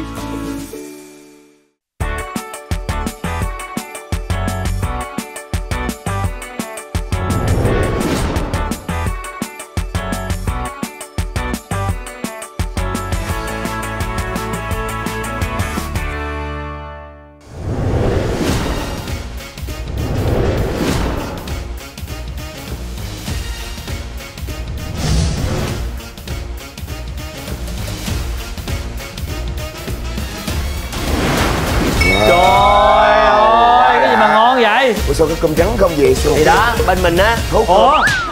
Anh ơi mà cơm còn cút. Trời ơi, còn có 3 cái lá cắm lên nữa. 3 lá luôn. Trời quá đã. Trời ơi, anh ơi. Chào mừng các bạn đến với nhà hàng Vietnam House ha. Đây là một cái nhà hàng được làm mới lại trên một cái tòa nhà cổ hàng trăm năm rồi. Trước khi các bạn dùng bữa thì xin mời các bạn gặp gỡ ngắn với lại anh Hoàng là quản lý ở đây và anh Võ Văn Tình là sếp ở đây. Yeah, anh sếp. Dạ, mời anh ạ. Chào anh nha. Anh em sếp nè. Dạ. Trước tiên em xin giới thiệu về nhà hàng của em chút xíu. Nhà hàng em được thành lập vào năm 2017 và được dẫn dắt bởi anh sếp nổi tiếng thế giới là anh Lúc Nguyễn, đang là Master Chef bên Australia. Và anh Lúc Nguyễn về thì với phương châm của anh Lúc Nguyễn là nâng tầm ẩm thực Việt. Cho nên anh Lúc Nguyễn hợp tác với lại bên nhà hàng của em. Thì sau vài tháng trong đuổi trên 2 thành phố lớn là Hà Nội và thành phố Hồ Chí Minh, thì nhà hàng Vietnam House vinh dự có mặt trong 70 nhà hàng trong hạng mục Michelin Selected của Cẩm nang Michelin Guide. Và nhà hàng cũng rất là vinh dự được một giải duy nhất về phong cách phục vụ là Michelin Service Award. Đó là một niềm vinh dự và cũng là một động lực giúp nhà hàng Vietnam House tiếp tục cái sứ mệnh của mình bằng cách là tụi em sử dụng những nguyên liệu cao cấp trên toàn thế giới nhưng vẫn giữ phong cách nấu và hương vị của Việt Nam mình. Dạ, hay quá. Hôm nay em sẽ giới thiệu các món ăn đặc trưng của Vietnam House. Thì có món gỏi xoài cua lột. Cua lột là cua cốm Cà Mau được tẩm bột chiên giòn và ăn kèm với gỏi xoài. Món thứ hai em giới thiệu là món cuốn diếp. Thì cuốn diếp là cái món truyền thống của Việt Nam. Món tiếp theo là em giới thiệu là món cá mú nướng gói lá chuối. Ở trong thì nó có là cái sò điệp khô của Nhật Bản và ăn kèm với lại đậu rồng xào. Món tiếp theo là gà nướng hạt mắc khén, thì bên em sử dụng các nguyên liệu của vùng Tây Bắc Việt Nam, Sapa. Tiếp theo là cơm chiên lá cẩm, thì tổng hợp các loại hải sản, tôm và mực và lá cẩm tạo thêm cái màu tím rất là lãng mạn. Tiếp theo là bò lúc lắc, bò này bên em nhập khẩu từ Úc, ăn kèm với lại khoai lang nghiền. Ở trong thì cái mùi vị của nó là có mùi vị sông khói, duy nhất ở Vietnam House có cái mùi vị như vậy. Nổi da gà thiệt á. Dạ cho tụi em miếng. Món này của tụi em món gì ạ? Đó cơm thôi, cái đó cơm ai nấu cũng được. Cơm đặc xanh đúng không ạ? Anh giới thiệu kỹ cơm giùm em cái nè. Dạ. Món cơm này rất là đặc biệt. Ở đây thì nó nấu bằng cái gạo SD25 rất là nổi tiếng của Việt Nam á. Có hương vị lá dứa ở trong đó. Anh ơi, ví dụ là trong bếp á, mình có làm mấy món này mà có nguyên liệu mình dư bỏ ra, mình có thể làm cơm trộn hay gì đâu. Dạ, nói chung là cảm ơn hai anh đã hỗ trợ tụi em bữa cơm ngày hôm nay. Cảm ơn anh. Thôi dùng đi các cậu. Dùng đi. Thôi ăn đi. Cho anh ngửi một cái mà cho anh ngửi miếng cơm. Hồi xưa người ta hay vậy á. Ê, rau ăn được. Rau được. Trời ơi, Việt Nam là kỷ lục thế giới về món cuốn trên toàn thế giới.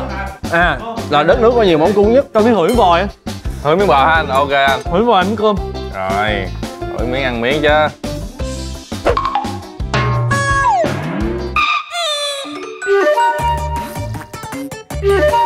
Ủa tụi em làm từ trồng để đảo. Trời ơi thua mà.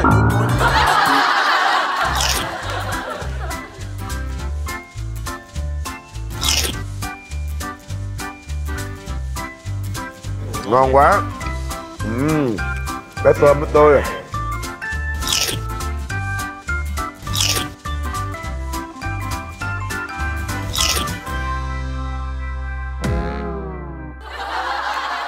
Rồi bây giờ thì mình ăn rồi, mình chơi rồi đúng không? Bây giờ mình sẽ đi giải trí tiếp nha. Rồi xin mời các bạn di chuyển qua điểm tiếp theo. Ê, nhìn miếng khoai đây nhìn ngon quá ha. Vẫn ăn tiếp. Vẫn ăn nữa. Khủng khiếp. Ui, nó ăn kinh thiệt chứ.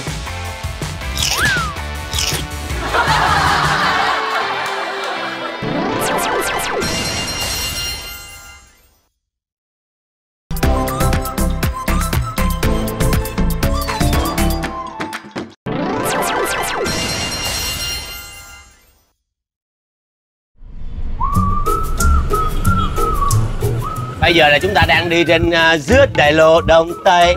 Có người cầm đôi tay. Mà chúng ta đang đi về hướng quận 5 đúng không mọi người? Dạ quận 5. Thật ra thì nói về quận 5 thì Huy sinh ra và lớn lên ở quận 5. Trời ơi. Ở quận 5 thì đặc trưng quận 5 là rất là nhiều những cái thắng cảnh về chùa chiền nha. Cực kỳ nhiều luôn. Chùa chiền quận 5 là hơi bị nhiều.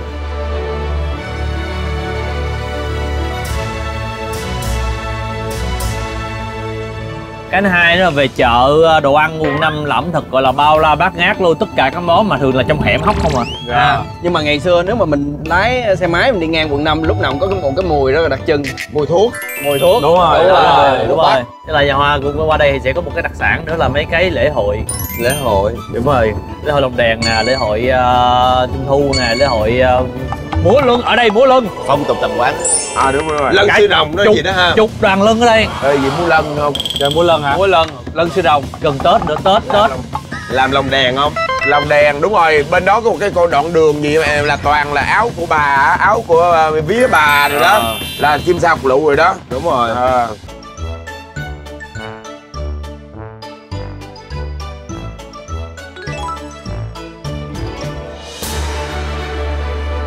Thôi, tới địa điểm tiếp theo thôi. Chào mọi người.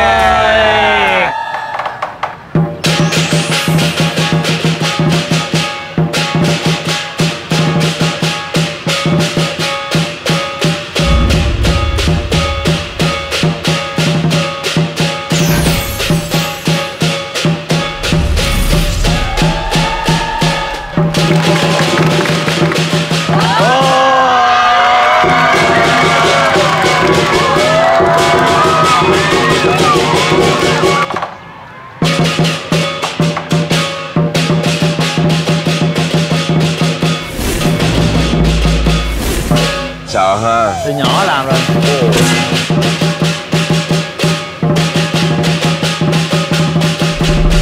Ôi ôi ôi ôi ôi ôi ôi ôi ôi.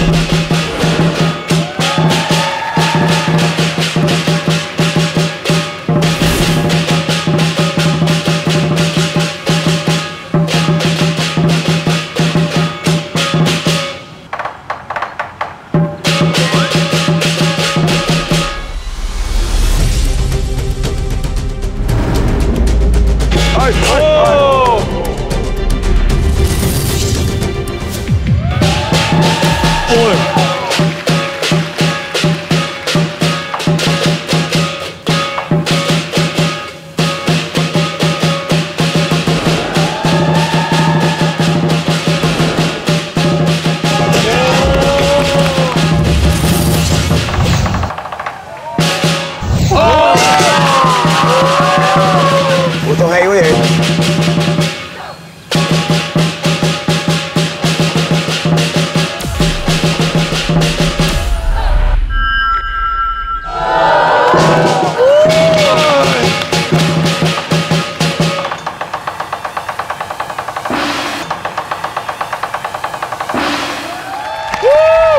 Hay quá. Hay quá, giỏi quá. Rồi các bạn vừa mới xem xong tiết mục Mai Hoa Thung của đoàn Lân Sư Rồng Tinh Anh Đường biểu diễn. Các bạn thấy như thế nào ạ? Wow, tuyệt vời. Thấy hay, thấy tài năng quá. Rồi xin cảm ơn Tình, xin cảm ơn bạn. Như các bạn cũng biết ha, thì nghệ thuật múa lân cũng như là sau này là có thêm múa sư tử, múa rồng nữa, là một trong những môn nghệ thuật mà người Hoa đã mang vào Việt Nam cũng như là đi khắp châu Á và bây giờ là ra thế giới nữa. Theo cái quan niệm của người châu Á thì cái hình ảnh của con lân, con sư, con rồng là những cái con linh vật mang lại may mắn. Đó là lý do mà biểu diễn lân sư rồng thường xuất hiện vào mỗi cái dịp như là Trung thu nè, rồi khai trương, lễ Tết vân vân, đặc biệt là Tết, đúng không ạ? Trước khi đến với cái thử thách tiếp theo thì xin mời các bạn gặp gỡ với ông Nguyễn Ngọc Tú, Phó Chủ tịch kiêm Tổng thư ký Liên đoàn Lân sư rồng Thành phố Hồ Chí Minh và là Giám đốc Trung tâm Thể dục Thể thao quận 5. Chào anh. Dạ, chào anh. Dạ. Hôm nay thì các bạn vừa được xem đoàn Tinh Anh Đường, một những đoàn giữ nhiều kỷ lục thi đấu nhất, đang là giữ đơn vị duy nhất tham dự giải quốc tế Singapore được 3 huy chương vàng liên tục của 3 năm. Và hiện nay các bạn đang là đương kim vô địch của Đại hội thi đấu thể thao toàn quốc lần đầu tiên ở Việt Nam. Wow. Mai Hoa Thung là một trong những nội dung thi là đỉnh cao nhất của lân sư rồng trên thế giới. Xin cảm ơn ông Nguyễn Ngọc Tú ạ. Rồi và bây giờ các bạn đã đoán được thử thách của bạn ở đây chưa? Hả? Một lần hả chị? Trời ơi. Trời ơi chị ơi. Kỹ năng chị ơi. Chị ơi, cái này người ta tập cả đời chị ơi. Tụi em lên một cái là tụi em thung luôn. Chắc là mình múa ở dưới thôi chứ lên trên đó thì mình chỉ múa một lần trong đời thôi.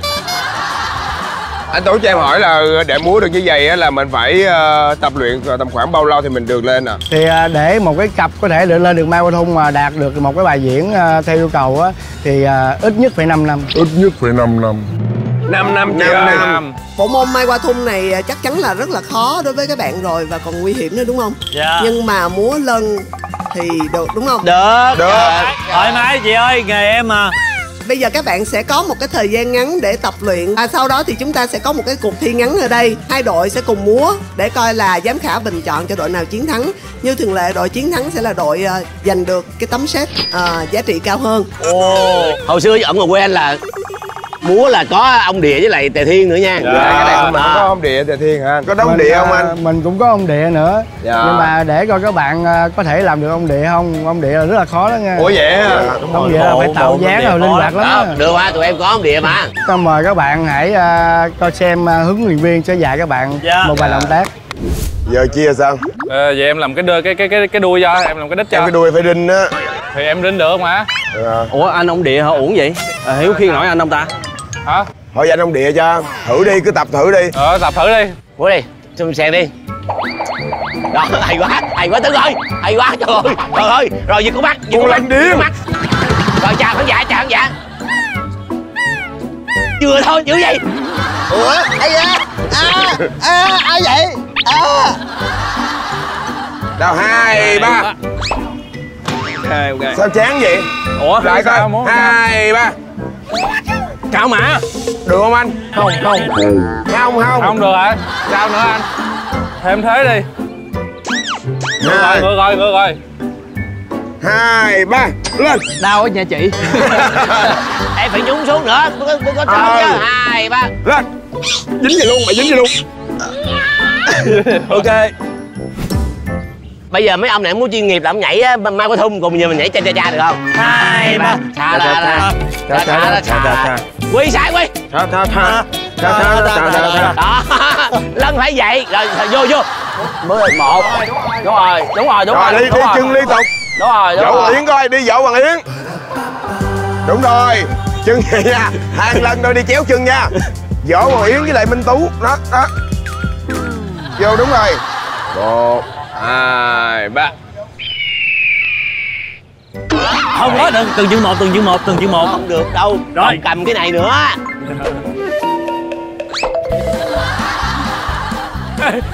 Lưng này là làm ăn không lên nha. Em ơi, cái này là lưng đuổi bại rồi. Lưng này nó kỳ lắm. Này khai trương tao có mời không? Không. Tao không mời đúng không? Quê ơi, chịu chuyện quá. Rồi tập phối hợp. 2, 3. 1, 2, 3, 4. Nhảy cái nữa. Rồi xong giật. Đúng rồi. Mệt quá. Mới tập không đủ hồi hộp rồi đó. Mệt thiệt á.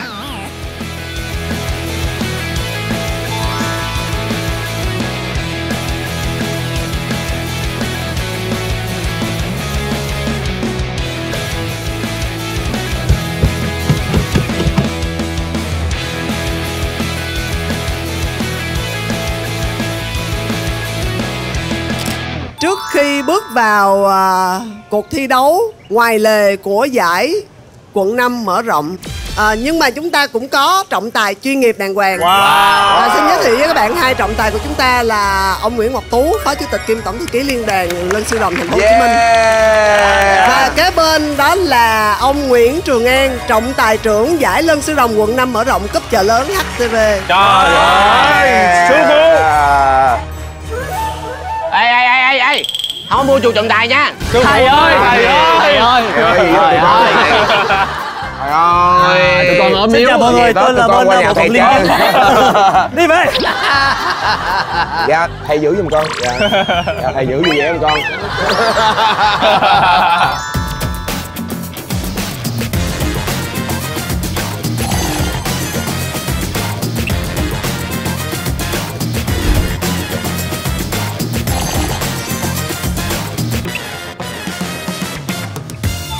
Hai đội sẵn sàng chưa ạ? Sẵn sàng.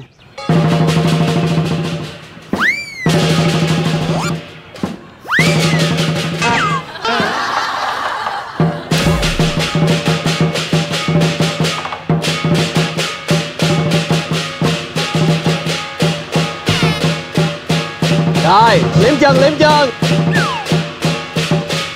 Rồi, xuống nè, liếm hai chân.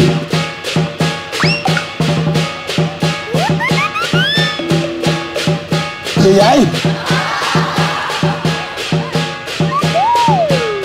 Không thấy đường. Cái gì vậy? Không thấy đường.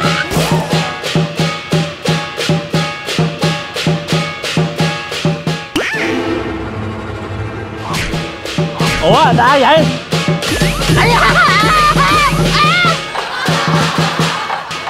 Tổ hợp đi, tổ hợp đi, tổ hợp đi, tổ hợp đi. Chặn.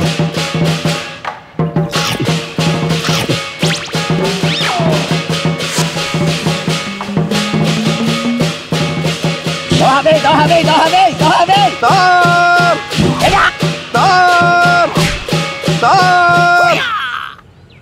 Chạy ra. 1, 2. Ui. Một, hai, ba. Làng lá.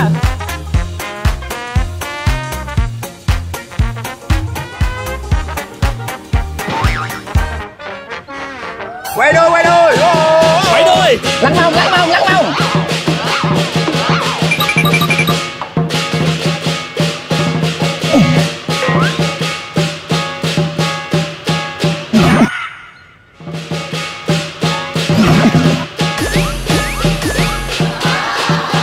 Một, hai, ba.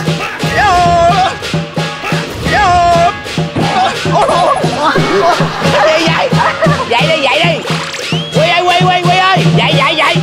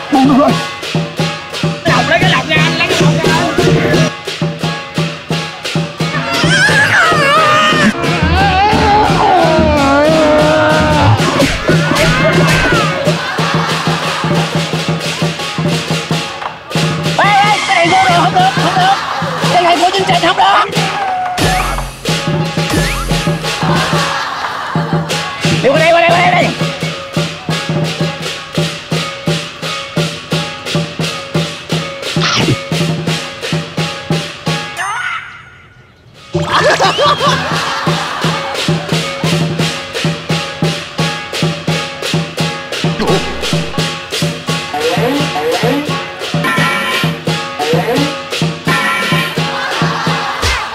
vậy?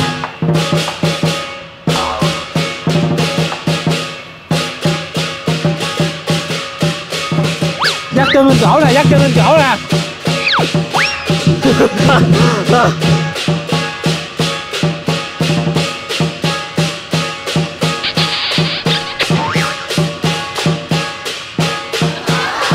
Ê, ê, múa lưng chứ không phải là lưng hung nhau.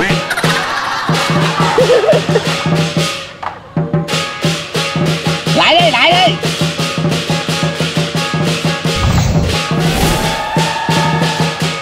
Hai, ba.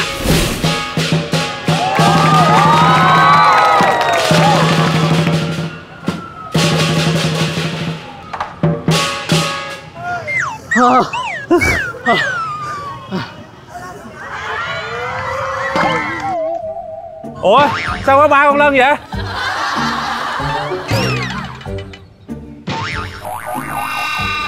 Em ơi, em ơi. Tôi thấy là đàn lân, hai đàn lân đã thấm mệt rồi đúng không ạ? Bây giờ chúng ta sẽ nghe phần nhận xét của ban giám khảo ha. Không biết tả thế nào luôn à. Quá tệ. Ông Địa bên lân vàng quậy quá quậy. Dạ. Còn ông Địa bên lân cam thì đầm chuẩn. Dạ. Hình thái của hai con lân thì mình đánh giá là con lân cam ổn hơn, đàng hoàng hơn, nam tính hơn. Ủa. Dạ con không chịu. Vui vẻ hơn. Thầy ơi, thầy lai lân thì có lân đực, có lân cái. Mà còn là con lân đực nó muốn dỗi là phải nhờ con lân cái. Cho nên thầy đừng có phân biệt lân cái tụi con. Phải có cái có đực mới vui. Đúng, kêu là cái con lân mà. Cái con lân phải đực con lân đâu. Thần thái vui vẻ đi ha. Lân vàng thì hơi buồn một chút. Hơi buồn hả thầy?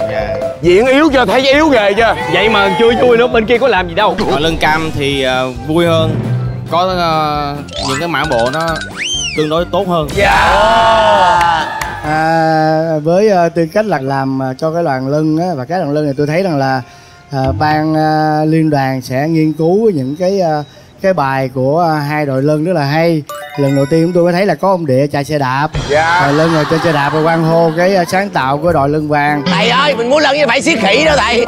Chỉ có điều là tiếc cho đội lân vàng là ông Địa đang nửa chừng bị mất cái bụng. Dạ đẻ thầy, lúc này là cuối cùng là ý đồ là đẻ ra con lân cá. Còn đối với lân cam á, thì rõ ràng là động tác rất là tốt, bài diễn cũng rất là đúng với những cái tư thế, những cái bộ của múa lân. Tuy nhiên thì ông Địa của lân cam á có vẻ hơi buồn thầy của Trấn Phong Thủy. Ông Địa vậy sao mà gia chủ có tiền được? Miếng nước nhận xét tiếp vậy. Dạ cảm ơn nhờ cái sự ủng hộ của lân vàng thì trọng tài quyết định là đội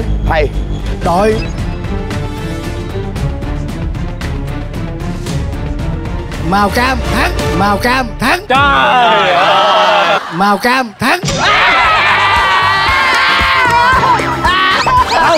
Nhưng mà chúng tôi nói rằng là thực ra là cả hai đội đều rất là tốt, trong thời gian rất là ngắn ta làm được rất nhiều việc. Dạ, xin cảm ơn hai vị trọng tài đã quá bộ đến chấm điểm cho giải lân sư rồng ngoài lề bất ổn của chúng tôi ạ.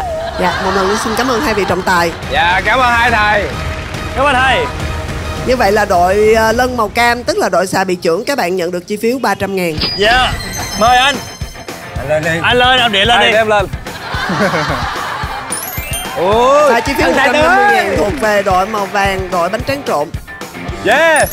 Có tiền là vui rồi. Xị tâu, út xí 300.000. Còn trong lòng khán giả thì đội nào hay hơn ạ? Ai bình chọn cho đội màu cam à? Trời ơi, không ai luôn. Không ai luôn. Mua hết giả rồi. Ai bình chọn cho đội màu vàng ạ? Ai bình chọn cho đội màu vàng ạ? Em muốn phúc khảo lại, em muốn phúc khảo lại à. Phúc khảo đi. Thầy ơi, thầy có sai gì không thầy? Trời ơi. Thầy chấm lộn rồi, con thấy là có người già rồi thầy ơi. Đúng rồi, thầy đọc lộn mã đề rồi. Đúng rồi. Thật ra thầy là chú của tôi. Trời ơi. Chơi sao lại nữa. Trời ơi. Nói chung là đây là một cái trải nghiệm á, để cho biết rằng là cái nghề nào nó cũng vất vả hết chứ phải không đâu. Nghề múa lân cũng là nghề vất vả mà phải có đam mê mới theo đuổi được. Cảm ơn tất cả mọi người, cảm ơn các bạn khán giả, các bạn học sinh đã tới để ủng hộ cho chương trình 2 ngày 1 đêm. Và mong các bạn hãy luôn yêu thương và ủng hộ. Đây là chương trình 2 ngày 1 đêm. Tự do.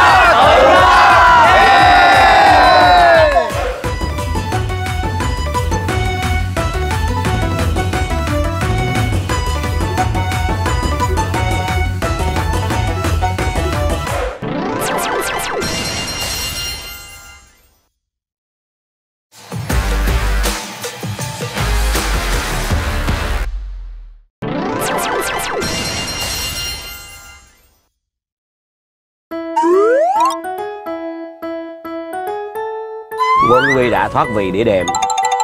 Tôi cảm thấy tôi đến đâu là cái đuôi của con lân là nó nhẹ nhất, bởi vì nó không phải cầm cái đầu, nhưng tôi đã sai lầm. Cầm nguyên cái mình của người đằng trước, đúng em cái đầu. Mà tôi lại thấy là hai anh em tôi, người đầu người đuôi, mặc dù là rất gần nhưng mà mất liên lạc luôn.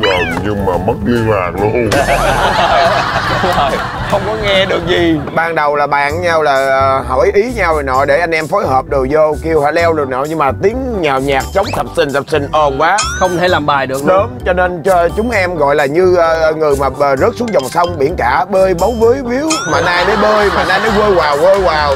Em đứng sau anh Riết là chỉ thấy mỗi cái chân của anh Riết thôi, cũng không thấy đường, không thấy là lân bên kia luôn. Đúng rồi, hai anh em nói chuyện nhau không nghe. Còn bên đây tội nghiệp người em tôi lắm, đã bị thoát vị đĩa đệm rồi, gai cột sống các kiểu. Người anh Tạ Miếng Hề, cho anh cưỡi lên đi. Cưỡi lên đi.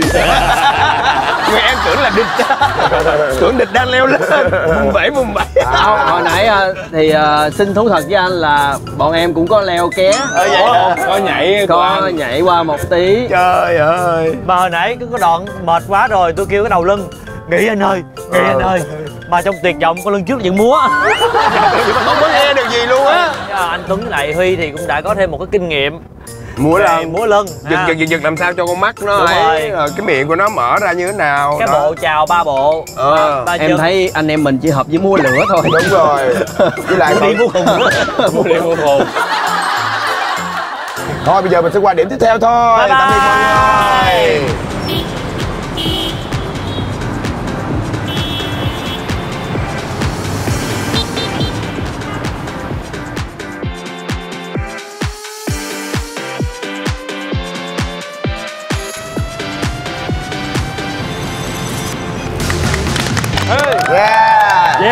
Xin chào mừng các bạn đến với bến Bạch Đằng, một địa điểm du lịch rất là nổi tiếng của thành phố Hồ Chí Minh, đúng không ạ?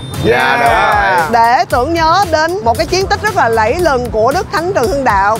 Hưng Đạo Đại Vương Trần Quốc Tuấn đã lãnh đạo nhân dân ta chiến thắng quân Nguyên Mông vào năm 1288 ở trên sông Bạch Đằng.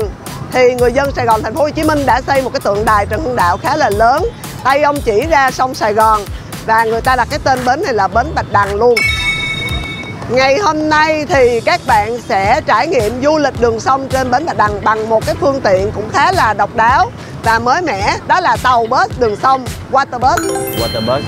Thì water bus thì nó có hai loại, một loại là water bus chuyên để vận chuyển hành khách đi qua các cái bến và nó có 9 điểm dừng khác nhau.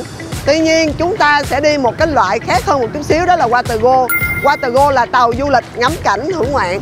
Bây giờ chúng ta sẽ được lên tàu Watergo nè, ngắm cảnh đẹp nè, và sau đó các bạn cũng sẽ phải có một cái thử thách ở trên đó ha. Ai đã từng đi rồi? Em đi rồi. Ủa có gì vậy? Chưa ai đi hả? Tất cả là mới mẻ hả? Vậy còn chờ gì nữa? Đi thôi. Thưa quý vị, đây là chương trình 2 ngày 1 đêm tự do.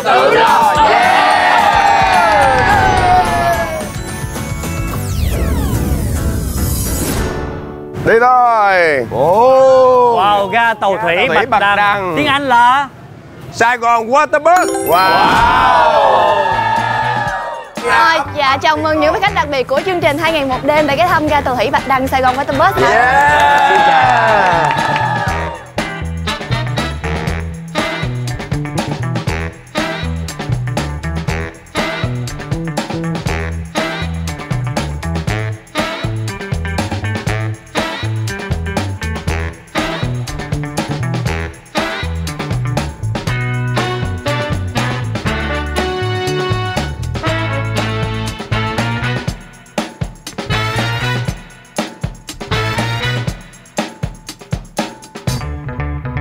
Rồi bây giờ là thử thách của các bạn ở trên cái tàu này ha. Yeah, chơi cái lõi rồi trí tuệ khó đi chị ơi. Lại là kiến thức nữa rồi. Đúng, sáng giờ tụi em thấy nhạt nhẽo quá, bị không đúng với năng lực của tụi em. Đúng. Thôi. Trò chơi của chúng ta có tên gọi là những điều chưa biết về thành phố Hồ Chí Minh. Những điều chưa biết nha. Vậy là mình được quyền không biết. Mình không trả lời được cũng không sao. Đúng rồi, thì mình có biết đâu. Trời ơi, có vụ được quyền không biết. Luật chơi của chúng ta như sau. Chương trình đưa ra các chủ đề liên quan đến thành phố Hồ Chí Minh. Hai đội sẽ lần lượt trả lời các câu hỏi, mỗi câu hỏi tương ứng với 1 điểm. Tuy nhiên, các bạn có quyền đặt hoặc không đặt ngôi sao hy vọng. Nếu bạn đặt ngôi sao hy vọng và trả lời đúng thì được 2 điểm. Nếu trả lời sai thì bị trừ đi 1 điểm. Đồng thời, đội còn lại có quyền trả lời tiếp câu hỏi đó. Nếu đúng thì giành thêm được 1 điểm, sai thì không bị trừ. Lại đây cũng có tiền đúng không chị? 300.000 đúng không chị? Đúng rồi, đội nào trả lời được nhiều câu hỏi hơn thì đội đó sẽ là đội chiến thắng và được set 300.000. Có cái cú tuyết nào không chị? Có gì hấp dẫn hay không? Bị trừ đúng rồi, luôn. chúng ta sẽ có luôn cái bữa tối. Là có bữa tối là cố nha. Ăn bữa tối luôn. Rồi bây giờ đại diện mỗi đội lên nhận ngôi sao hy vọng nha. Ôi cho anh Giang đi. Tôi đại tự diện nhận. sao mà lanh quá vậy trời. Tôi tự nhận mất gì đúng không? Tôi tự nhận mất gì đúng không? Đừng làm con ăn em ơi. Rồi. Rồi bây giờ chúng ta sẽ bắt đầu ha. Dạ. Xin mời đội xà bị trưởng chọn chủ đề.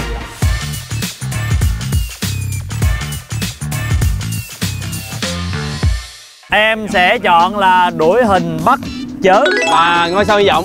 Chớ. Và ngôi sao hy vọng.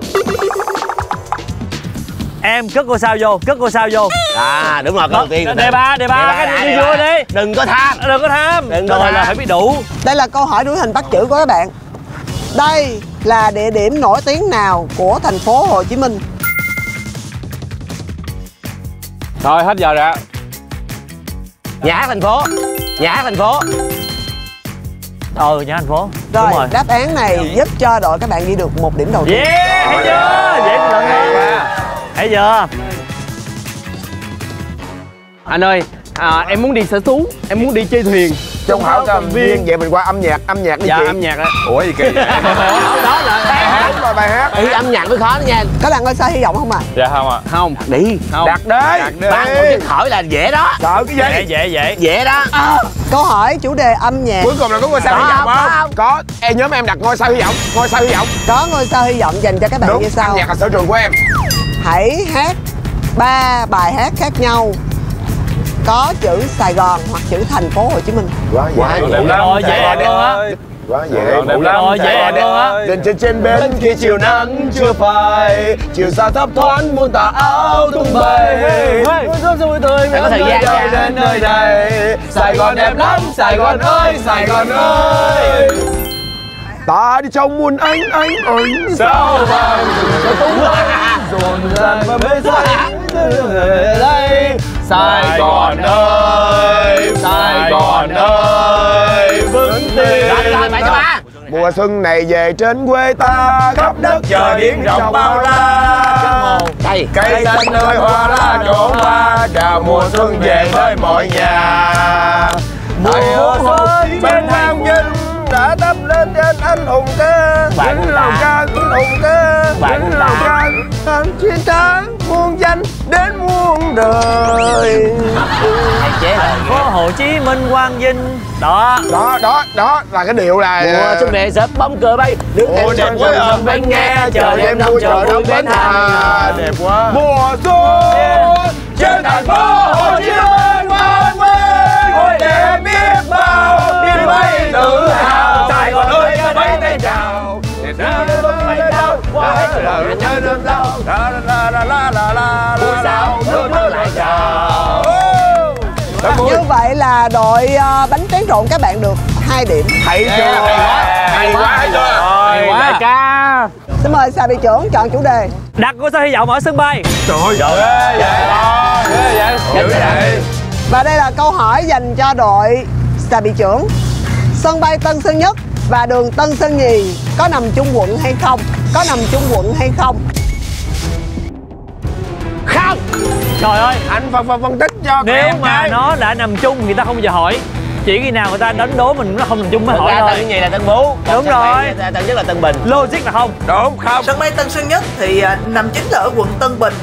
À đúng rồi. Còn đường Tân Sơn Nhì là nằm ở quận Tân Phú. Tân Phú. Đó thấy chưa? Vậy là em đúng. Và đáp án này giúp cho các bạn ghi được 2 điểm. Trời ơi. Mình chọn ông bà. Làm gì đi? Ông bà đi. Ông bà anh yêu nhau thời xưa nói đi. Ông bà anh yêu nhau thời xưa nói đi. Ông bà anh yêu nhau thời xưa nói đi. Chủ đề ông bà các bạn có đặt ngôi sao hy vọng không ạ? Có luôn. Đặt đi. Ông bà phải tin tưởng vào ông bà chứ. Mình con cháu mà bớt đặt không. Ông bà Đặt áp lực lên ông bà. Đặt áp lực lên ông bà. hỗn hào quá. Đúng rồi. Dạ không đặt hiên sai vòng để cho ông bà thoải mái. Quyết định là không đặt ngôi sao hy vọng. Không đặt. Câu hỏi chủ đề ông bà như sau. Kể tên 5 địa điểm có từ ông hoặc bà tại thành phố Hồ Chí Minh.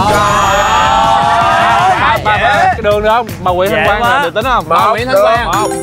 Hải Thuận Lãng Ông. 10. Ông ít kim. Ông ít kim mà. Ung mà. Ông ông. Bà có đếm nhiều gì quá. 7. Bà Hôm. 5. 7. 4. Bà Triệu. Lăng. Làm gì? Bà làm gì? Lăng. Xã Bà Điểm. Bà Điểm. Đúng rồi. Cho Bà Điểm. Hay quá. Hay rồi. Chính xác. Các bạn được 1 điểm. Bây giờ là điểm lượt của Xà Bị Trưởng. Cho anh Tuấn chọn đi. Chọn đi, đúng rồi Tuấn chọn đi. Cây cầu không? Trời. Cây cầu. Sao không? Sao đi. Và câu hỏi dành cho các bạn như sau. Cầu Móng ở đại lộ Võ Văn Kiệt vào thời gian ban đầu khi được người Pháp cho xây dựng, họ đã gọi tên cây cầu này là gì? Yeah. Sậm nụ liền. Sao hy vọng rồi. Biết. Tên trước khi đặt là cầu Móng hả? Là cầu sắt. Cầu Móng chắc là cầu neo á. Cầu neo á. Tiếng nước ngoài là kêu neo. Cầu neo. Cầu neo đi anh, đúng á, cầu neo. Em nghĩ là cầu sắt. Anh thì anh nghĩ là cầu Bến Nghé. Không. Em nghĩ là một cái cầu tên tiếng Anh, tiếng nước ngoài nha. Pháp và tiếng Anh cầu gì? Cầu Pháp. Đây là cầu Paris. Cầu Paris. Cầu Paris. Cầu Paris. Này biết không biết thôi à. Đúng rồi. Cầu Jacques-Banzé. Jacques-Banzé. Jacques-Banzé. Jacques-Banzé là cái gì? Là cái gì? Jacques-Banzé đâu tào lao. Rồi em chọn đi. Rồi chọn đi. Cầu sắt. Cầu sắt. Sai tè. Sai. Cái cầu đó thì có nhiều sắt thiệt, nhưng mà tên gốc của nó là cầu vồng Arc-en-Ciel. Nó là cầu vồng trong tiếng Pháp. Nó là cầu vồng tiếng Pháp á. Cầu Arc-en-Ciel. Cầu cộng đồng. Với câu hỏi này thì đội Xà Bị Trưởng bị trừ đi 1 điểm. Không mà địa điểm cũng hay. Địa điểm đi, địa điểm. Địa điểm. Dạ tụi em chọn địa điểm. Có ngôi sao vọng không anh?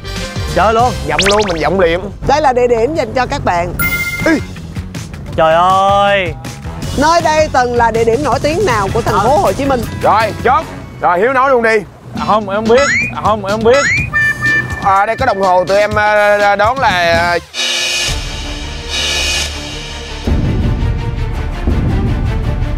khách sạn thời gian. Khách sạn thời gian. Khách sạn thời gian. Thôi đừng có thời gian nữa. Chạy thời gian. Sạn thôi. Trách nhiệm với thời gian. Khách sạn. Câu trả lời này cùng với ngôi sao hy vọng đã giúp cho đội Xà Bị Trưởng có cơ hội trả lời. Đây ạ.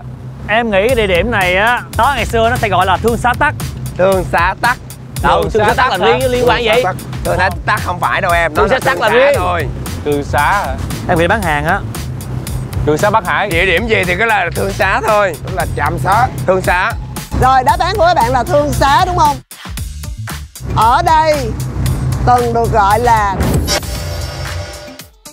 Thương Xá Tắc. Hay vậy. Rồi. Hay quá. Đó là trung tâm thương mại đầu tiên của Sài Gòn. Sau này là thành phố Hồ Chí Minh.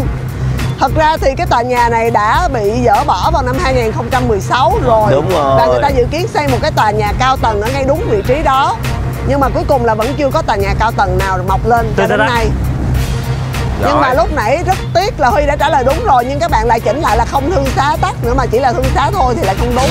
Địa điểm gì thì cái là Thương Xá thôi. Xá thôi.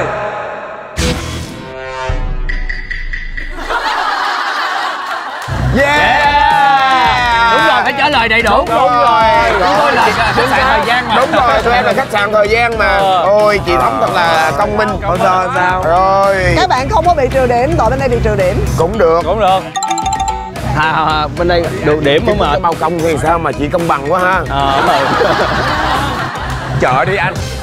Khu chợ đi. Đi chợ đi. Sao không? Sao chưa? Sao? Sao là gì? Sao là gì? Bộ sao hy vọng. Rồi, khu chợ. Khu chợ khó nha. Đang yêu là Chợ khó. Phú Nhuận nằm ở quận Phú Nhuận. Chợ Phạm Văn Hai nằm ở đường Phạm Văn Hai. Vậy chợ Nguyễn Văn Trỗi nằm ở đường nào? Lê Văn Sĩ. Đúng rồi. Lê Văn Sĩ. Lê Văn Sĩ. Và Lê Văn Sĩ là một đáp án chính xác. Yeah. Cố lên anh em ơi. Câu này dễ mà. Các bạn ghi được 2 Nãy điểm. giờ con kia không dễ đâu, con này thì dễ mà. Lượt của bánh tráng trộn. Dài đi cho thú vị, nghe dài nó hay ho đi. Dài. Ngồi sao luôn đi. Nào dài nhất. Ngồi sao đi chứ chơi gì nữa. Ngồi sao đi, không bên kia thắng sao? Sao? Câu hỏi chủ đề chiều dài và có đặt ngôi sao hy vọng của đội Chiều bánh tráng dài trộn. hả? Chiều Chết dài rồi, nó thành chiều dài rồi. Câu hỏi là đâu là cây cầu dài nhất thành phố Hồ Chí Minh? Dễ nha. Đây nè. Cầu đó sao dài nhất được? Sao rồi? Cái cầu này mà dài nhất gì? Rồi. Bữa nào em không đi làm đường này. Anh nhắc cái nghiệp anh dài nhất á. Thì nó đó. Ở dưới có tỉnh mà gành quá. Nó đó. Đáp án của bạn là gì ạ? Gần đây nè. Cầu Phú Mỹ.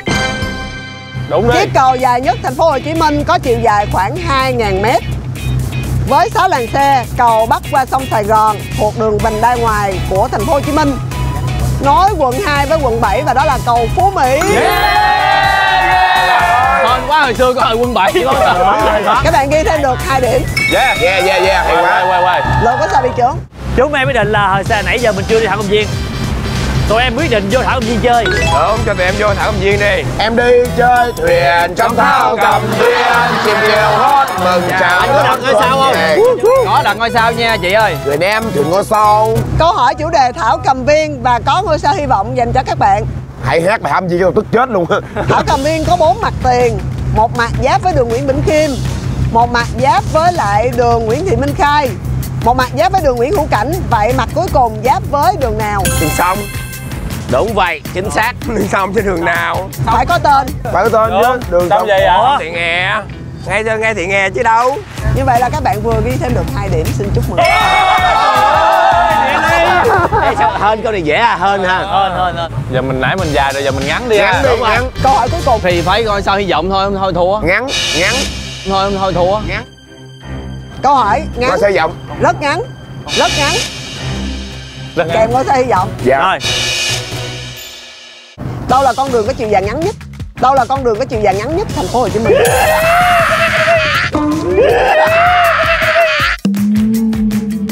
Chết rồi, biết rồi. Đường D2 nữa. Không phải anh. Khó lắm nha. Có một cái con đường ngay gần Cống Quỳnh.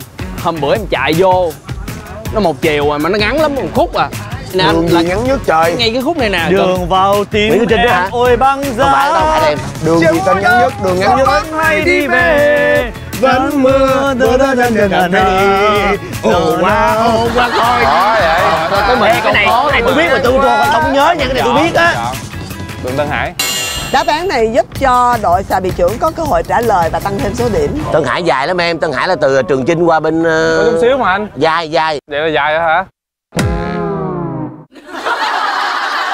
Cái con đường mà ngay nó bán cà phê đó, cái này mà thanh niên á, con đường ngắn ngủn á. Không phải, đường nó vẫn dài. Đường tới 300-400 mét lần mà. Cái đường mà đi đại sứ quán nó bắt qua cái chỗ mà Ủa, trong Nguyễn Như Đồng á, đúng không? Mà không biết phải không, mà anh nghĩ không phải đâu. Thôi xuống đi mình cũng biết. Con đường ngắn nhất thành phố Hồ Chí Minh chỉ có chiều dài 45 m thôi. Đường này nằm ở quận 5 và tên đường này là Đỗ Văn Sửu. Không biết. Rồi như vậy là trò chơi của chúng ta cũng vừa kết thúc ở đây ha. Với phần thắng thuộc về đội xà bị trưởng. Hồi nãy đề chọn ngắn là tất nhiên rồi, là đi xa đó.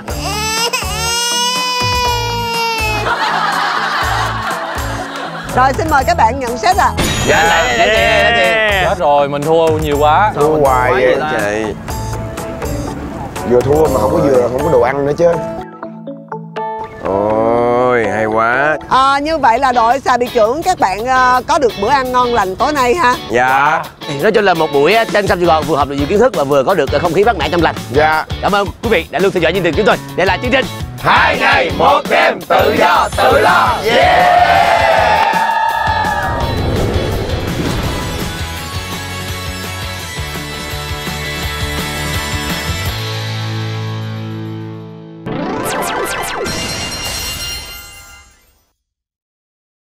Biết Sài Gòn đón Tết Rồng nhân bội lộc.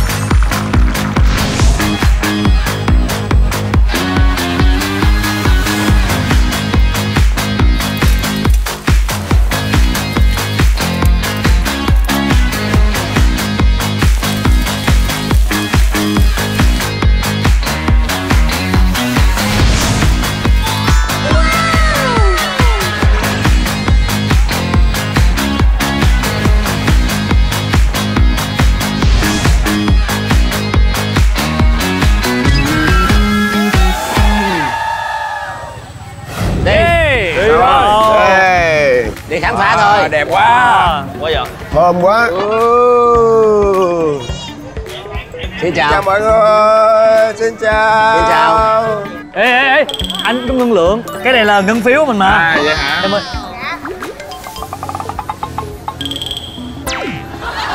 Rồi, ánh mắt thất thần rồi.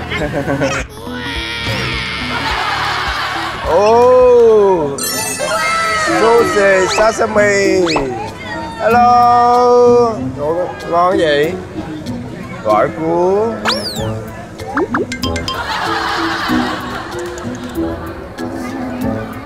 Bé từ chối mà từ chối khéo hay không? Cơm tạm. Rồi ăn thử nè. Miễn phí không? Mày trưởng kìa. 50.000 anh ơi. Thôi. Ôi tao ngon vậy. Phí vậy 50.000. Xin đi. Nè, có ngân phiếu. Có phiếu ăn 300. Đây bày cái này mai. Mai là ngon quá. Ôi, biết sườn ngon như vậy. Biết sườn ngon quá vậy. Bà chị. Khéo quá rồi. Quá trời luôn. Thèm quá anh Giang ơi. Quá ý mực kìa. Ơi. Ôi. Tiền đâu mà ăn. Wow. Ôi cá cam kìa. Trời ơi. Cá ngon vậy. Ác liệt. Ngon quá vậy. Ý vụ này hấp dẫn quá. Ôi. Vô. Ôi. Tới nhà rồi. Tới nhà của mình rồi. Tới nhà rồi. Qua bên kia.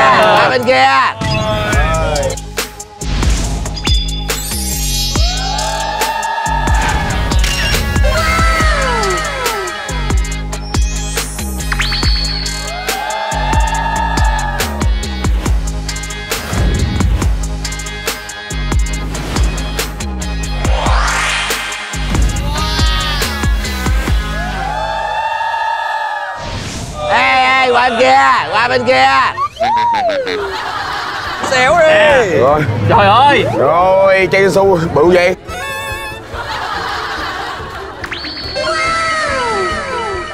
Xà bị trưởng.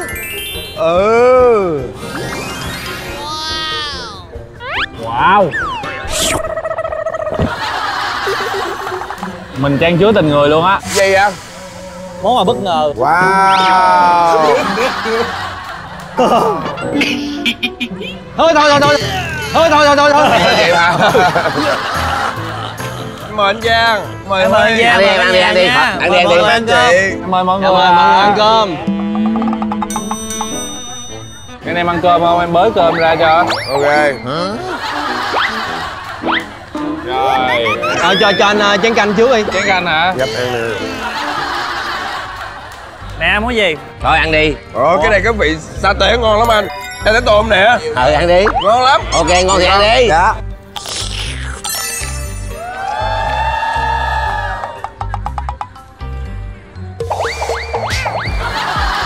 biết rồi. Nè, đây. Ăn nhiều vô. Thôi mẹ. Gì con? Ăn nhiều vậy con mập lắm. Rồi ráng ăn đi con. Đi học ha. Mẹ không cho con gì hết trơn vậy? Trời ơi, có cơm chưa? Không có ăn đồ chua đâu. Trời ơi, gấp ra, ăn ít thôi, đẹp ăn ít thôi, đẹp ăn ít thôi. Ủa, kỳ vậy? Đúng rồi, cho để mẹ ăn. Dạ rồi. Có ăn thêm miếng rồi cho ta để. Ôi. Cho miếng vô nữa. Trọng vị.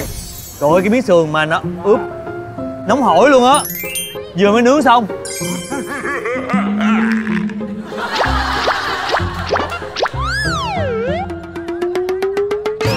Ôi, cái em ơi. Ủa, cái gì vậy? Sa tế tôm. Sa tế là để ướp nướng, tự nhiên đổ lên đây. Không, ăn luôn, ăn được mà.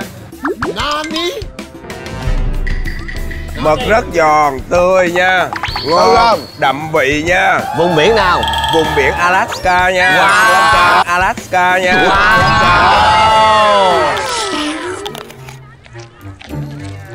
Ngon không? Dạ, ngon thì ăn nhiều vô. Xài bị trưởng là ngon nhất là phải cắn miếng sườn trước coi ướp vị sao. Ngon mà anh. Wow. Ướp là mật ong. Mật ong vậy? Mật ong ngọt ngon. Đúng rồi. Cái này ngon rồi nha. Ngon cái chấm này ngon nha. Đúng là sa tế tôm, xôm tế la. Sa tôm xôm tế la, tuyệt vời vỗ tay. Sa tôm xôm tế la, tuyệt vời vỗ tay. Sa tế tôm, xôm tế la. Nói gì mà mắc cười dữ. Đó. Vậy? Đó được ăn rồi nói vậy. Tác hại của việc ăn quá nhiều. Mà tại sao nó ngược? Thì kiểu vậy đó, em thích vậy đó. Sa tế tôm, tôm xế la. Bỏ qua đi anh. Tôm xế la. Bỏ qua đi anh. Bỏ luôn, qua bỏ đi. luôn. Tôm xế xa. Ủa? Nói ngược lại giùm anh cái. Ai rảnh anh ơi, tôi có ăn đâu mà bác tôi nói. Nói ngược lại giùm anh cái coi. Ủa đợi thua không có được ăn gì luôn hả? Tụi em hút chân không. Mẹ có diêm không mẹ? Gì con? Mẹ có diêm không? Lại ướt à? Ướt đi. Bữa mẹ quẹt trái nhà hết lần rồi. Hạn chế ướt lại. Chịu phẩm đi. Ở đây đuối rồi đó.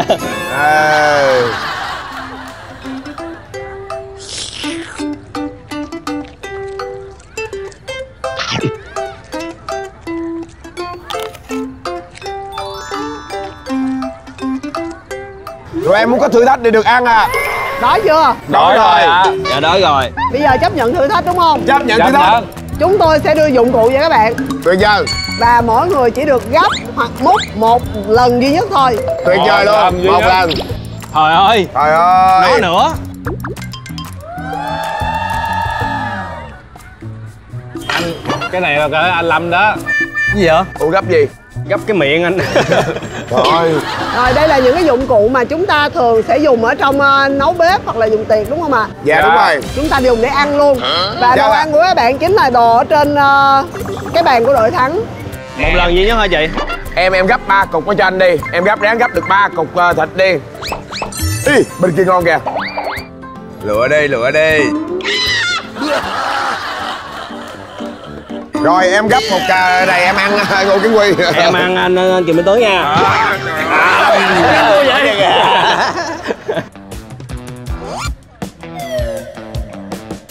Gấp luôn cái gì hả? Gấp luôn cái gì hả? Em gấp xong rồi. Quá thông minh. Quá ok chứ. Gấp được một phần thôi. Đừng có đụng vô. Không đụng vô một tay thôi. Đó. Rồi. Ủa chơi gì vậy, dồn về hết đồ ăn luôn rồi. Con mình gấp gì vậy?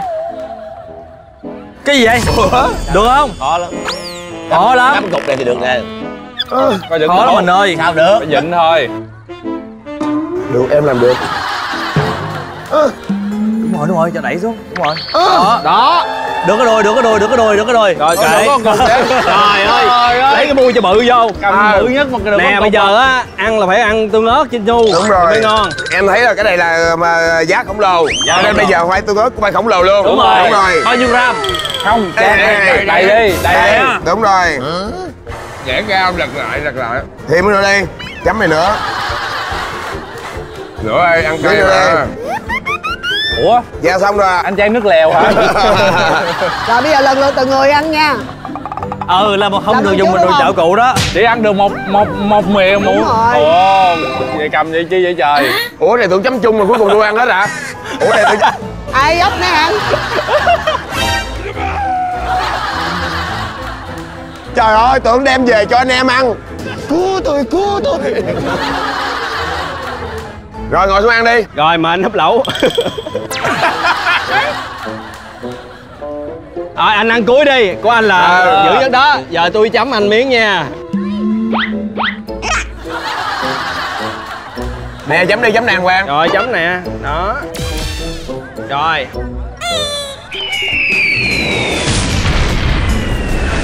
Cái đó nhìn nó còn đẹp á. Ngon quá. Nhả ra đi, cắt một khúc thôi. Trời ơi. Một miếng gì đó thôi hả? Ngon. Rồi cho em một xíu tương ớt đi. Một xíu thôi. Rồi được rồi. Chết rồi, cái kia nó còn múc vậy được, cái này sao? Ăn cạp hết em ơi. Ai biểu tham, lấy nguyên cái dĩa của người ta. Đâu biết đâu, ban đầu tưởng đem về ăn bình thường đàng hoàng anh. Trời ơi. Ý, nó ăn luôn cái sống mũi anh ơi. Ngước mặt lên, cho thiên hạ thấy.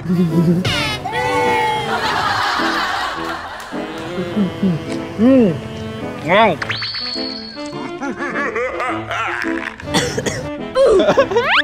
Chị Tấm cũng sắp tới dỗ cha rồi. Chắc chị lên trển với cha. Ăn ít ngon, nhiều đi. Ăn ít ngon, nhiều đi. Mời chị húp. Trời ơi. Nồi súp cua.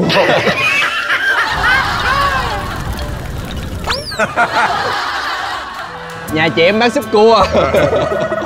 Đậm quá.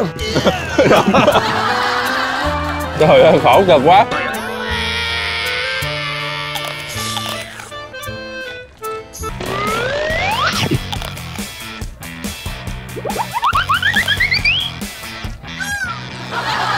Đó thấy chưa? Hai chị em Tấm Cám đã nói rồi, chai này là 2 kg lận. Cha ăn gì mà cha ăn gần nửa chai người ta. Cái này ăn 1 tháng lận. Cái này không phải là cho ăn mà như hình phạt chứ. Nãy biết không ăn được rồi. Nãy biết không ăn nha.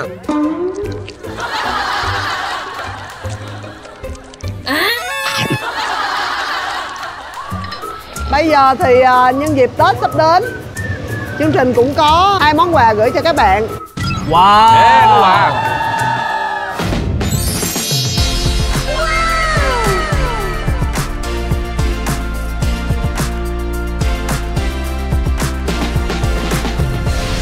Đây mùa xuân về rồi cho nên bây giờ chúng ta hãy cùng nhau nâng ly lên để chúc mừng năm mới. Nhưng mà tôi thấy anh Năm hôm nay cái môi hơi thừ lừ. Trời ơi cái môi vừa lừ nè. Trời ơi chắc phải uống một tí để mà hạ hỏa thôi. Đúng rồi, hồi nãy ăn hơi nhiều cho nên bây giờ vậy sao bây giờ giống vậy? Vậy sao bây giờ giống vậy? Trời ơi. Y chang. Y chang.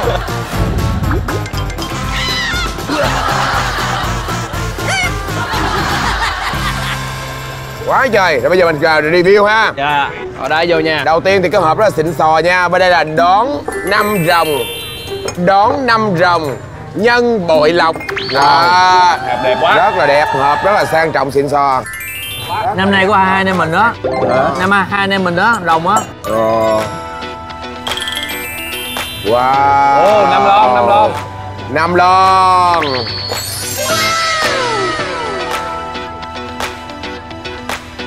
Mở ra.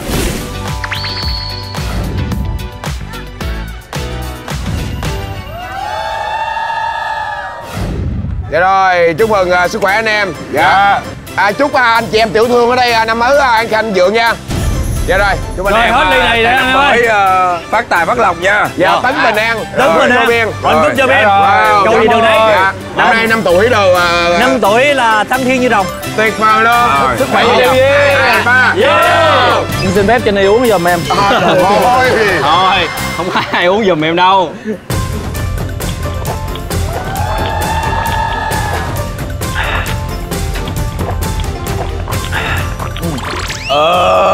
Thì là ngon quá. Dạ, ngon quá.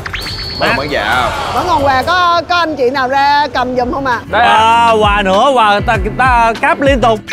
Dạ. Thôi mà chị Thắm ơi, đừng tặng nữa. Mà sao Tết mà quà ấy quà vậy? Trời ơi. Thiệt á. Mình ơi. Yeah. Đây anh ơi. Đủ gì? Wow, đây. Của mẹ, để anh chị vô cho. Của mẹ nè. Rồi, wow. Xịn vậy? Đúng rồi, mà đẹp quá là có nhiều vị luôn nè. Đây, wow. Cảm ơn bữa ăn và cảm ơn những món quà rất ý nghĩa của đoàn. Rồi, dù là ngày buồn hay vui, ngày nắng nôi hay mưa dầm, có sao đâu anh em mình còn có nhau.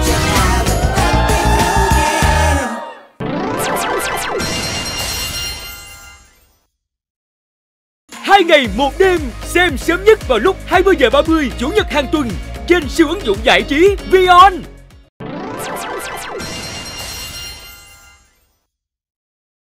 Ai tham gia thì có mùa 3, thấy không? Tham gia. Chơi mà chơi ấy quá.